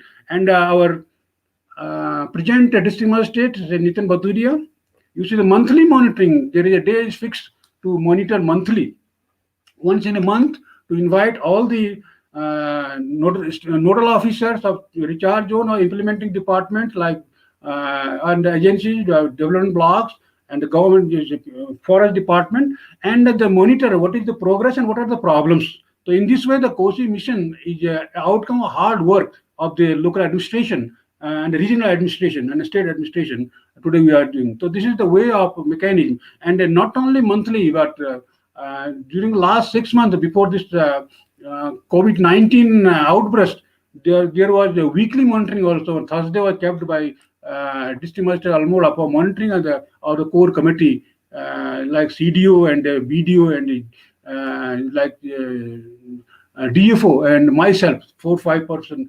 We started monitoring the weekly basis also. So this is the monitoring system, this Kosi River system.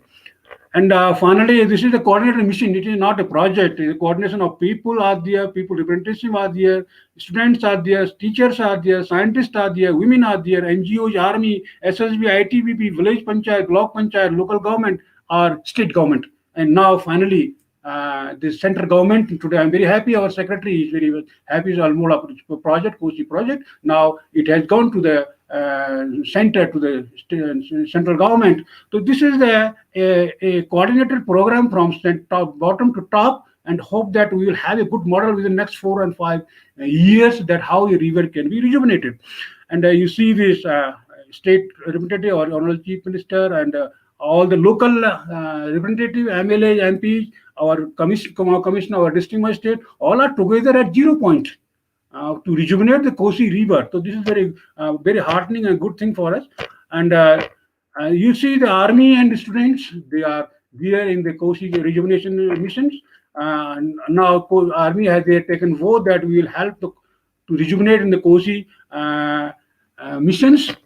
And we have the students from the inter colleges, and we are organizing the camps. Our district administration, we are coordinated to organize the camps. We are making aware the local students or teachers participate in this Kosi River Rejuvenation plan actively.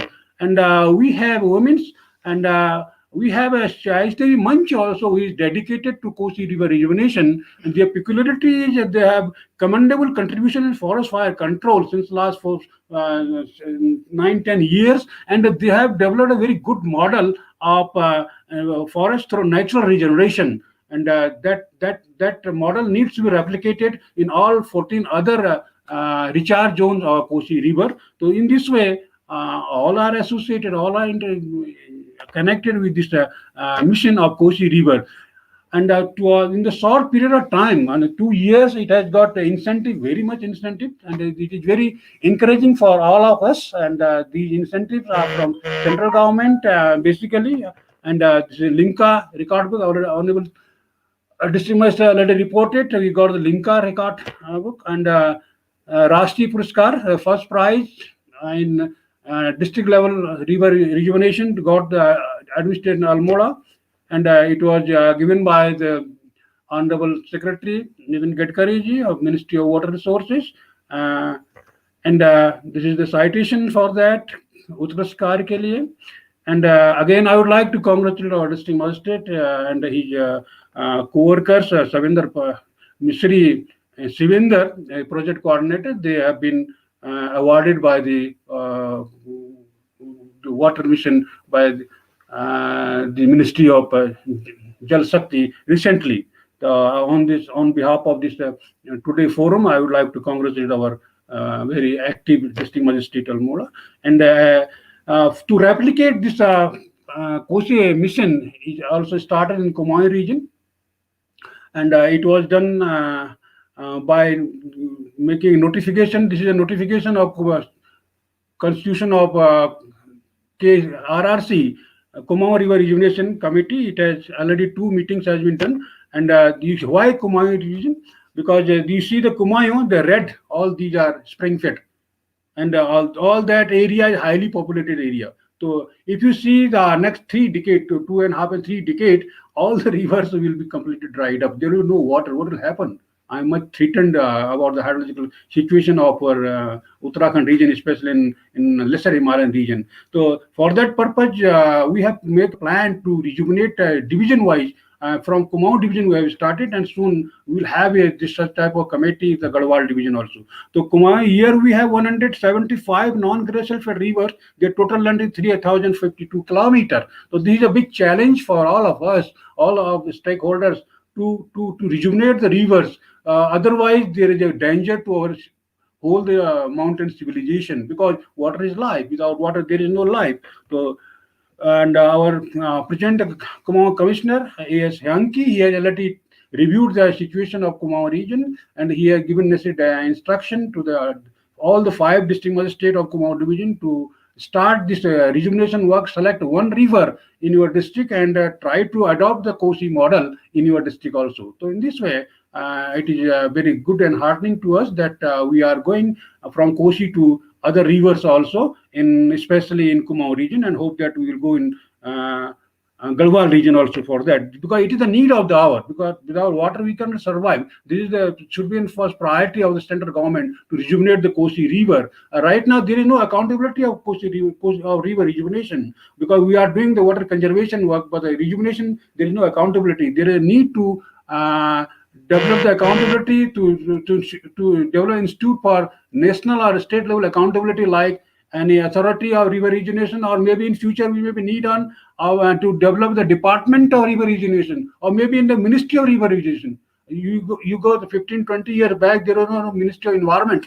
Now we have Ministry of full-fledged Ministry of Environment, because crucial to solve the environmental problem. Now in future we will be need of the department of river rejuvenation or Ministry of River Rejuvenation. So this is the right time we have started the work, and now we have to start this work in a mission mode. If you see in the entire Uttarakhand state, see the red lines.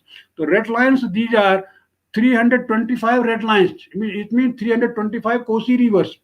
So these all are non-glacial fed. There is no glacier on their head. These all are spring fed. So this is a big challenge. Anyway, we have to accept this challenge. The big challenge for scientists, for administrators, for planners, for all the stakeholders. And the Kosi can give us a lot of strength and to solve the problems of other rivers in Uttarakhand state. And finally, I would like to share my experience. If you see, the drinking water means my forefathers, they have taken the drinking water from either spring or nola, no river, because in hill area, in beginning time, the drinking water is only for either spring or from any nola.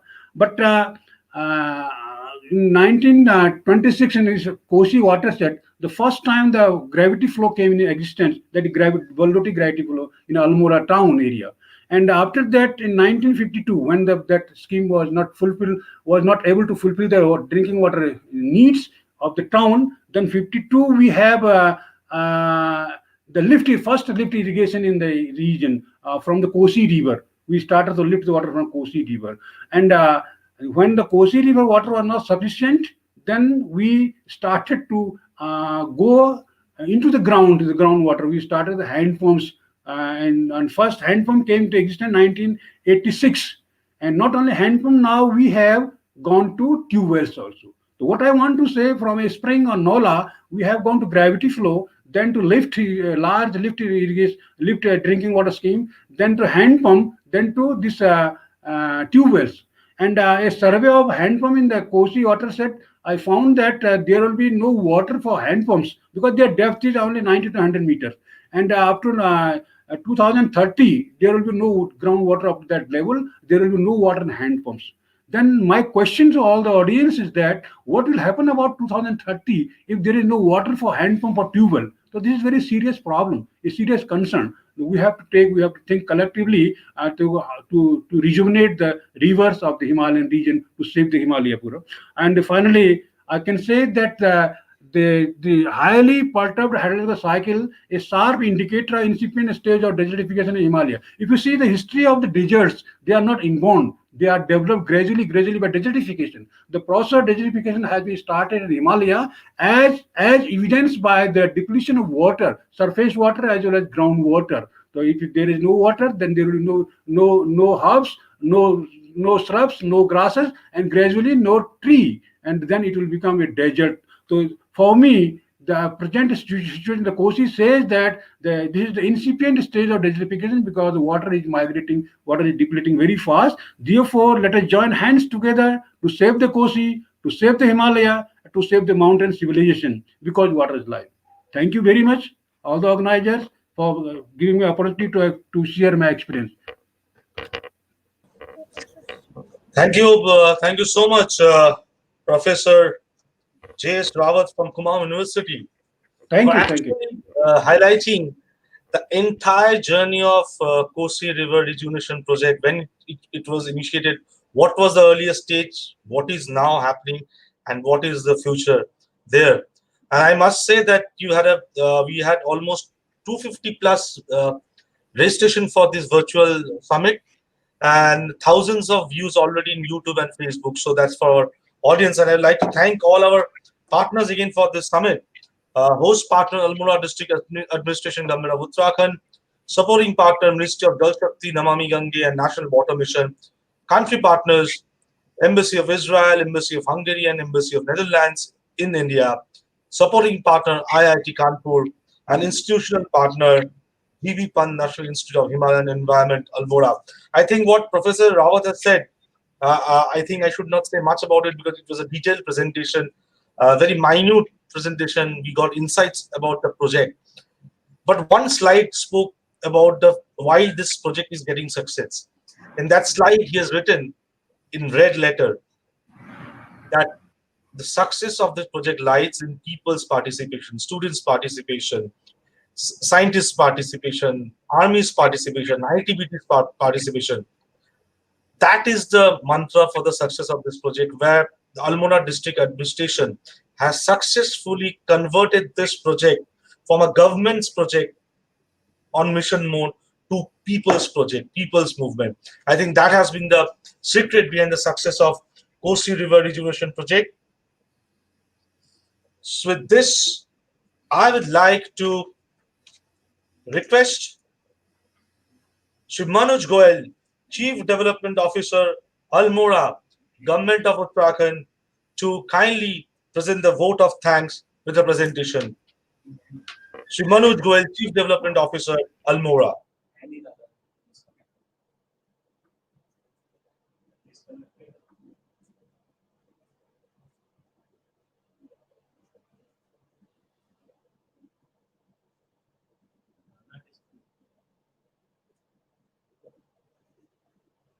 I think there must be some issue with the connectivity. We'll wait for a couple of minutes if Mr. Peter Kovacs and Henry and Freddy Svane allow us. Let us wait for 2-3 minutes. I think there's some disconnection, some technical problem, or then we'll have to leave the inaugural right here. I think there is some network issue.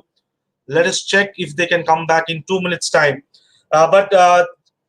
Before we move on to the next session, let me also inform our viewers that what is there on the second half of the day. After the inaugural session, we have a special presentation by Ms. Maya Acharya, Senior Policy Advisor, Water and Infrastructure, Embassy of the Kingdom of Netherlands in New Delhi. She'll be talking on the Netherlands way of river rejuvenation, ways for collaboration. And then we have a session on redefining livelihood and ensuring sustainable agriculture ecosystem along the river.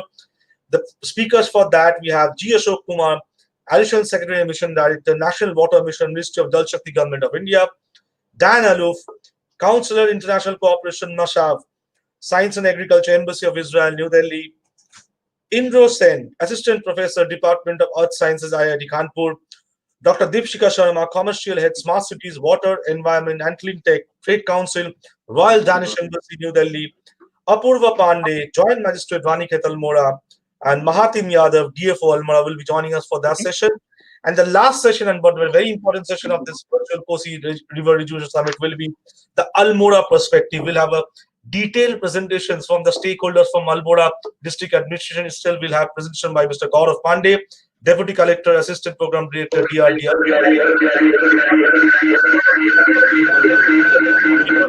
Rejuvenation Project, Almora. Rakesh Joshi, District Disaster Management Officer, Collectorate Compound, Almora. Kim Neha, GIS Analyst, DDM Office, Almora.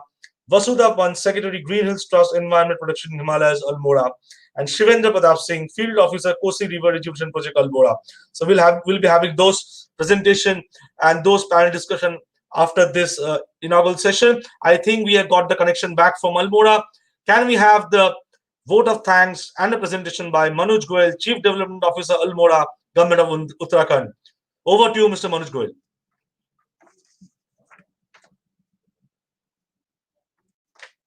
I request Mr. Manoj Goel if you can unmute yourself.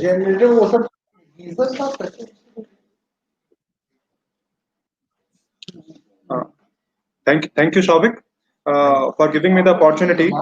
And thank you, UP Singh sir, for guiding us. Thank you, DM sir, for leading us into the project.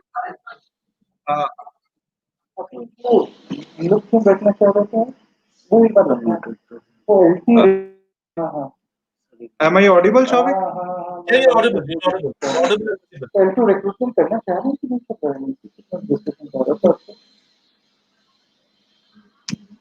Mr. Goel, can you hear us?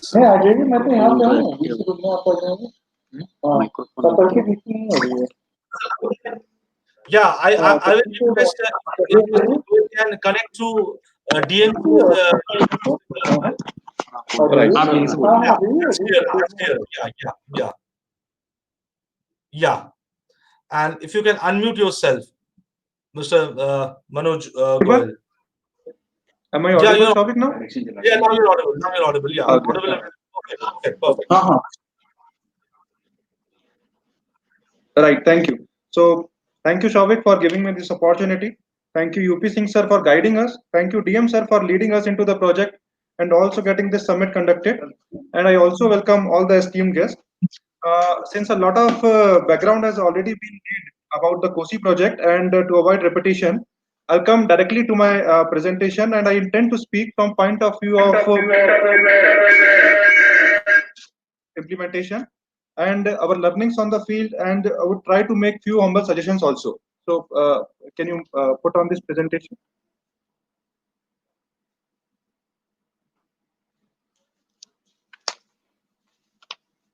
since a lot of background has already been made.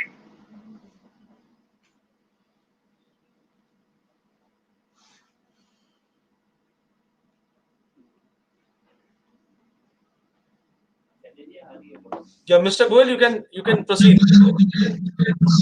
Right. So. You can switch on the presentation and just press the screen share button. That will do. Yes. 1 second. Yeah. Yeah, I think it's now here. So I'll not wait any longer for the presentation to upload. I'll just start with some of the views. So we started the Kosi project with the simple theory of source of water, the container of all the water that we have in the Himalayan region.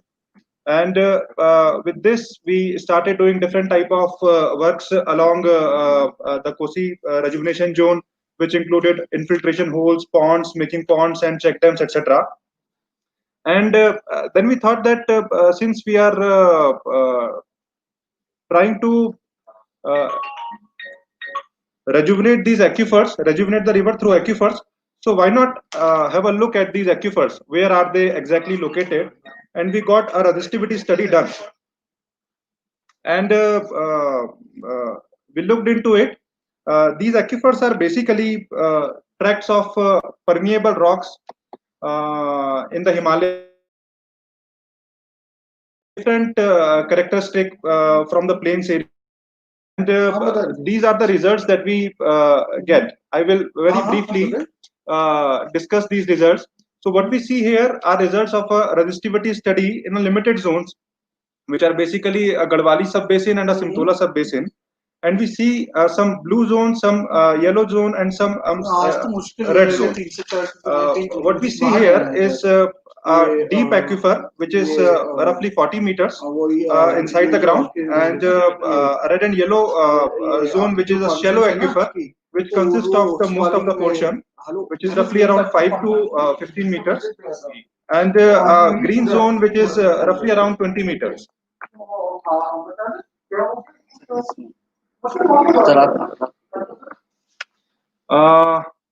I'll come directly to the points that I wanted to raise through this presentation, which are probably the areas of study and research, and also a few points about the Himalayas.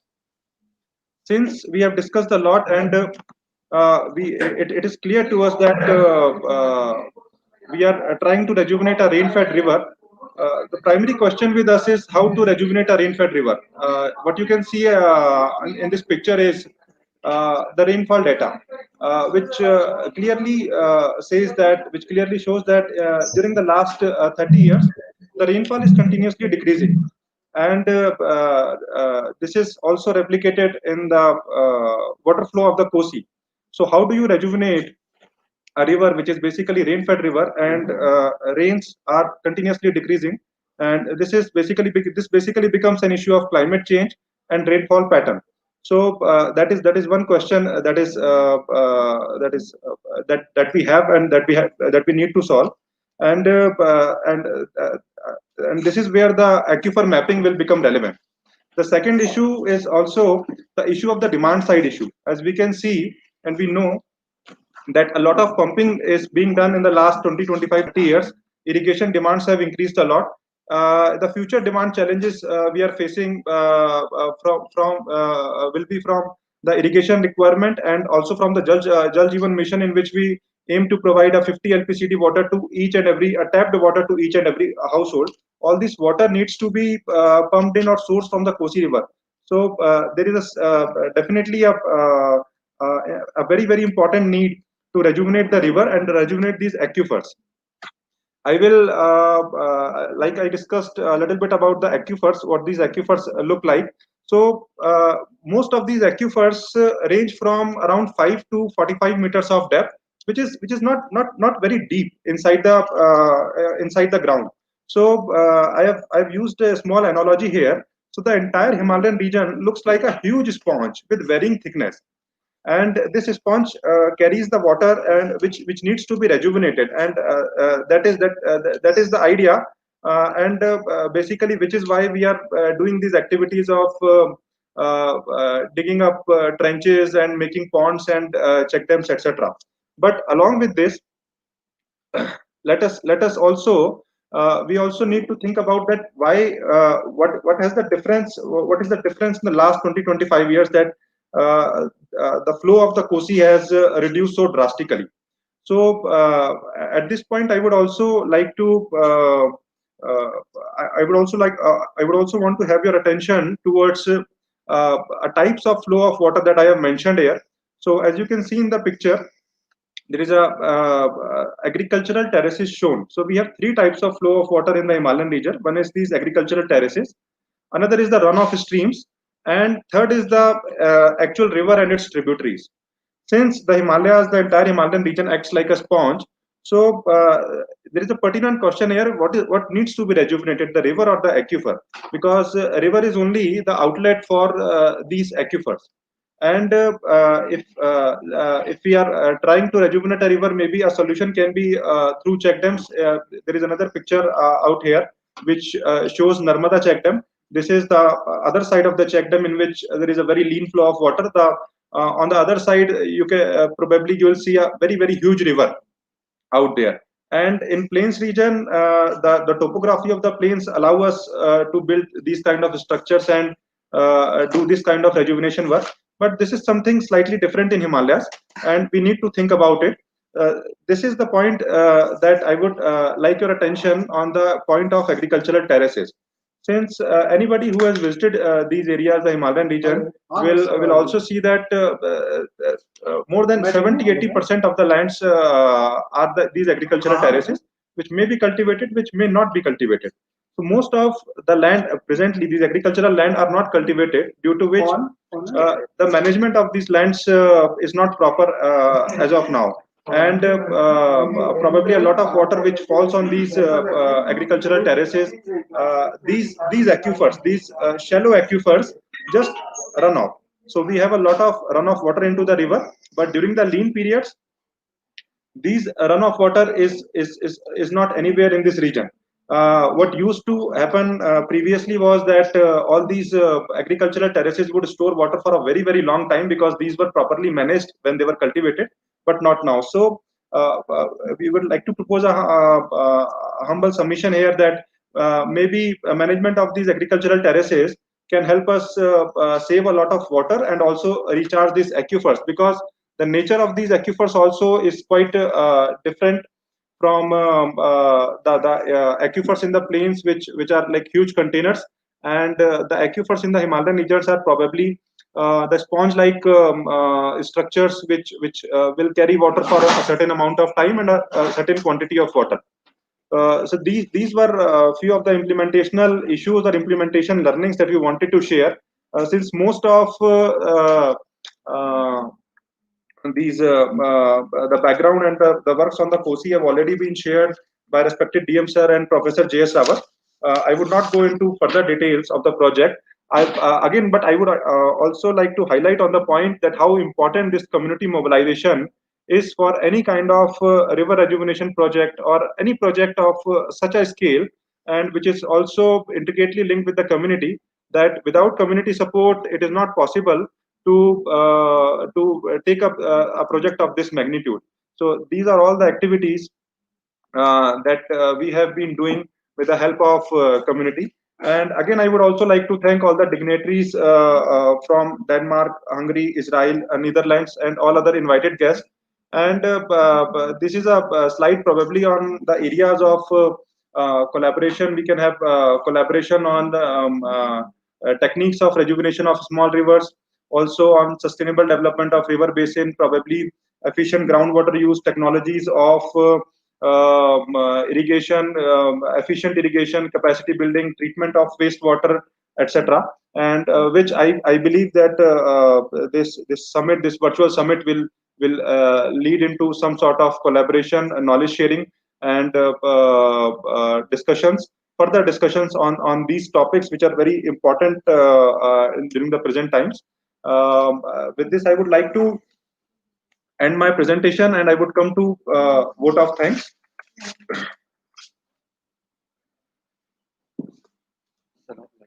So,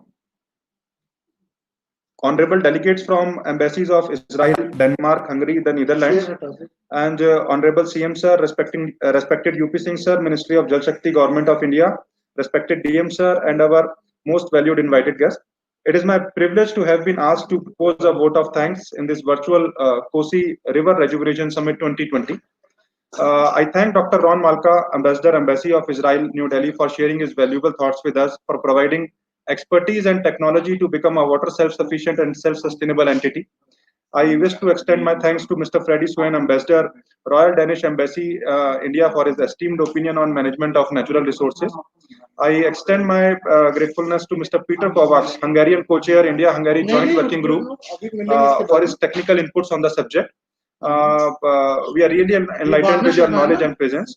On behalf of District Administration Almora, I would like to thank Dr. R.S. Rawat, GB Pant National Institute of Himalayan Environment and Development, and Professor J.S. Rawat, Head Department of Geography, Kumaun University, Almora, for his valuable contributions to this project.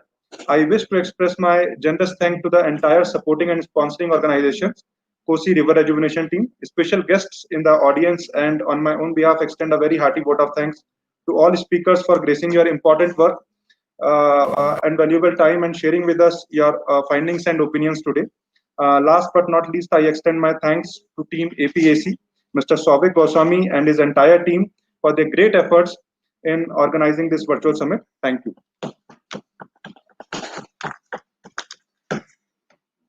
Thank you so much, Shri Manoj Goyal, Chief Development Officer of the Government of Uttarakhand, for not only giving the vote of thanks, but in his presentation, how he highlighted that how Government of Uttarakhand, Almora District Administration, and the countries whose representatives are present today can collaborate. I think his second last slide, he mentioned about that. I think I can see the nodding by Mr. Freddy, Svane, and Peter Kovacs. They might be interested with in getting in touch with your office soon, and I'll also ensure that APEC plays a role where the post-event collaboration can happen for sure, where the knowledge sharing has happened. I think now it's time to act and further collaborations. I'm surely APEC Digital News Network will be playing that role in future as well. Thanks a lot for joining us today, Honorable Ambassador Freddy, Svane, Ambassador of Denmark to India, Mr. Peter Kovacs from Hungary joining us from Budapest, Dr. R.S. Rawat from GB Pant, National Institute of Himalayan Environment, Professor J.S. Rawat from Kumaun University, Honorable Ambassador Dr. Ron Malka, Honorable Ambassador of Israel to New Delhi, UP Singh, Honorable Secretary of Ministry of Jal Shakti, Government of India, for delivering the keynote address in the morning, and most importantly, Honorable Chief Minister of Uttarakhand, Shri Rejuvenating Rawat, for sending us a special video message for virtual Kosi River Rejuvenation Summit. And on behalf of APEC Digital News Network, I would like to thank Shri Nitin Singh Bhadauria, District Magistrate, Almora, Government of Uttarakhand, and the Program Chair of Virtual Kosi River Rejuvenation Summit, and his entire team, including Manoj Goyal, CEO Almora, and entire team, for giving us this opportunity to create this knowledge sharing platform where best of the minds, Indian policymakers, global thought leaders, river experts come together and discuss and deliberate upon various aspects of river management, river rejuvenation, with a special focus on global collaborations and technology, community participation and innovation. With this, we come to the end of the inaugural of virtual Kosi River Rejuvenation Summit. See you on the other side of the break. We'll have a special presentation from Netherlands Embassy. Do join us after 10 minutes. Thank you so much. Namaste.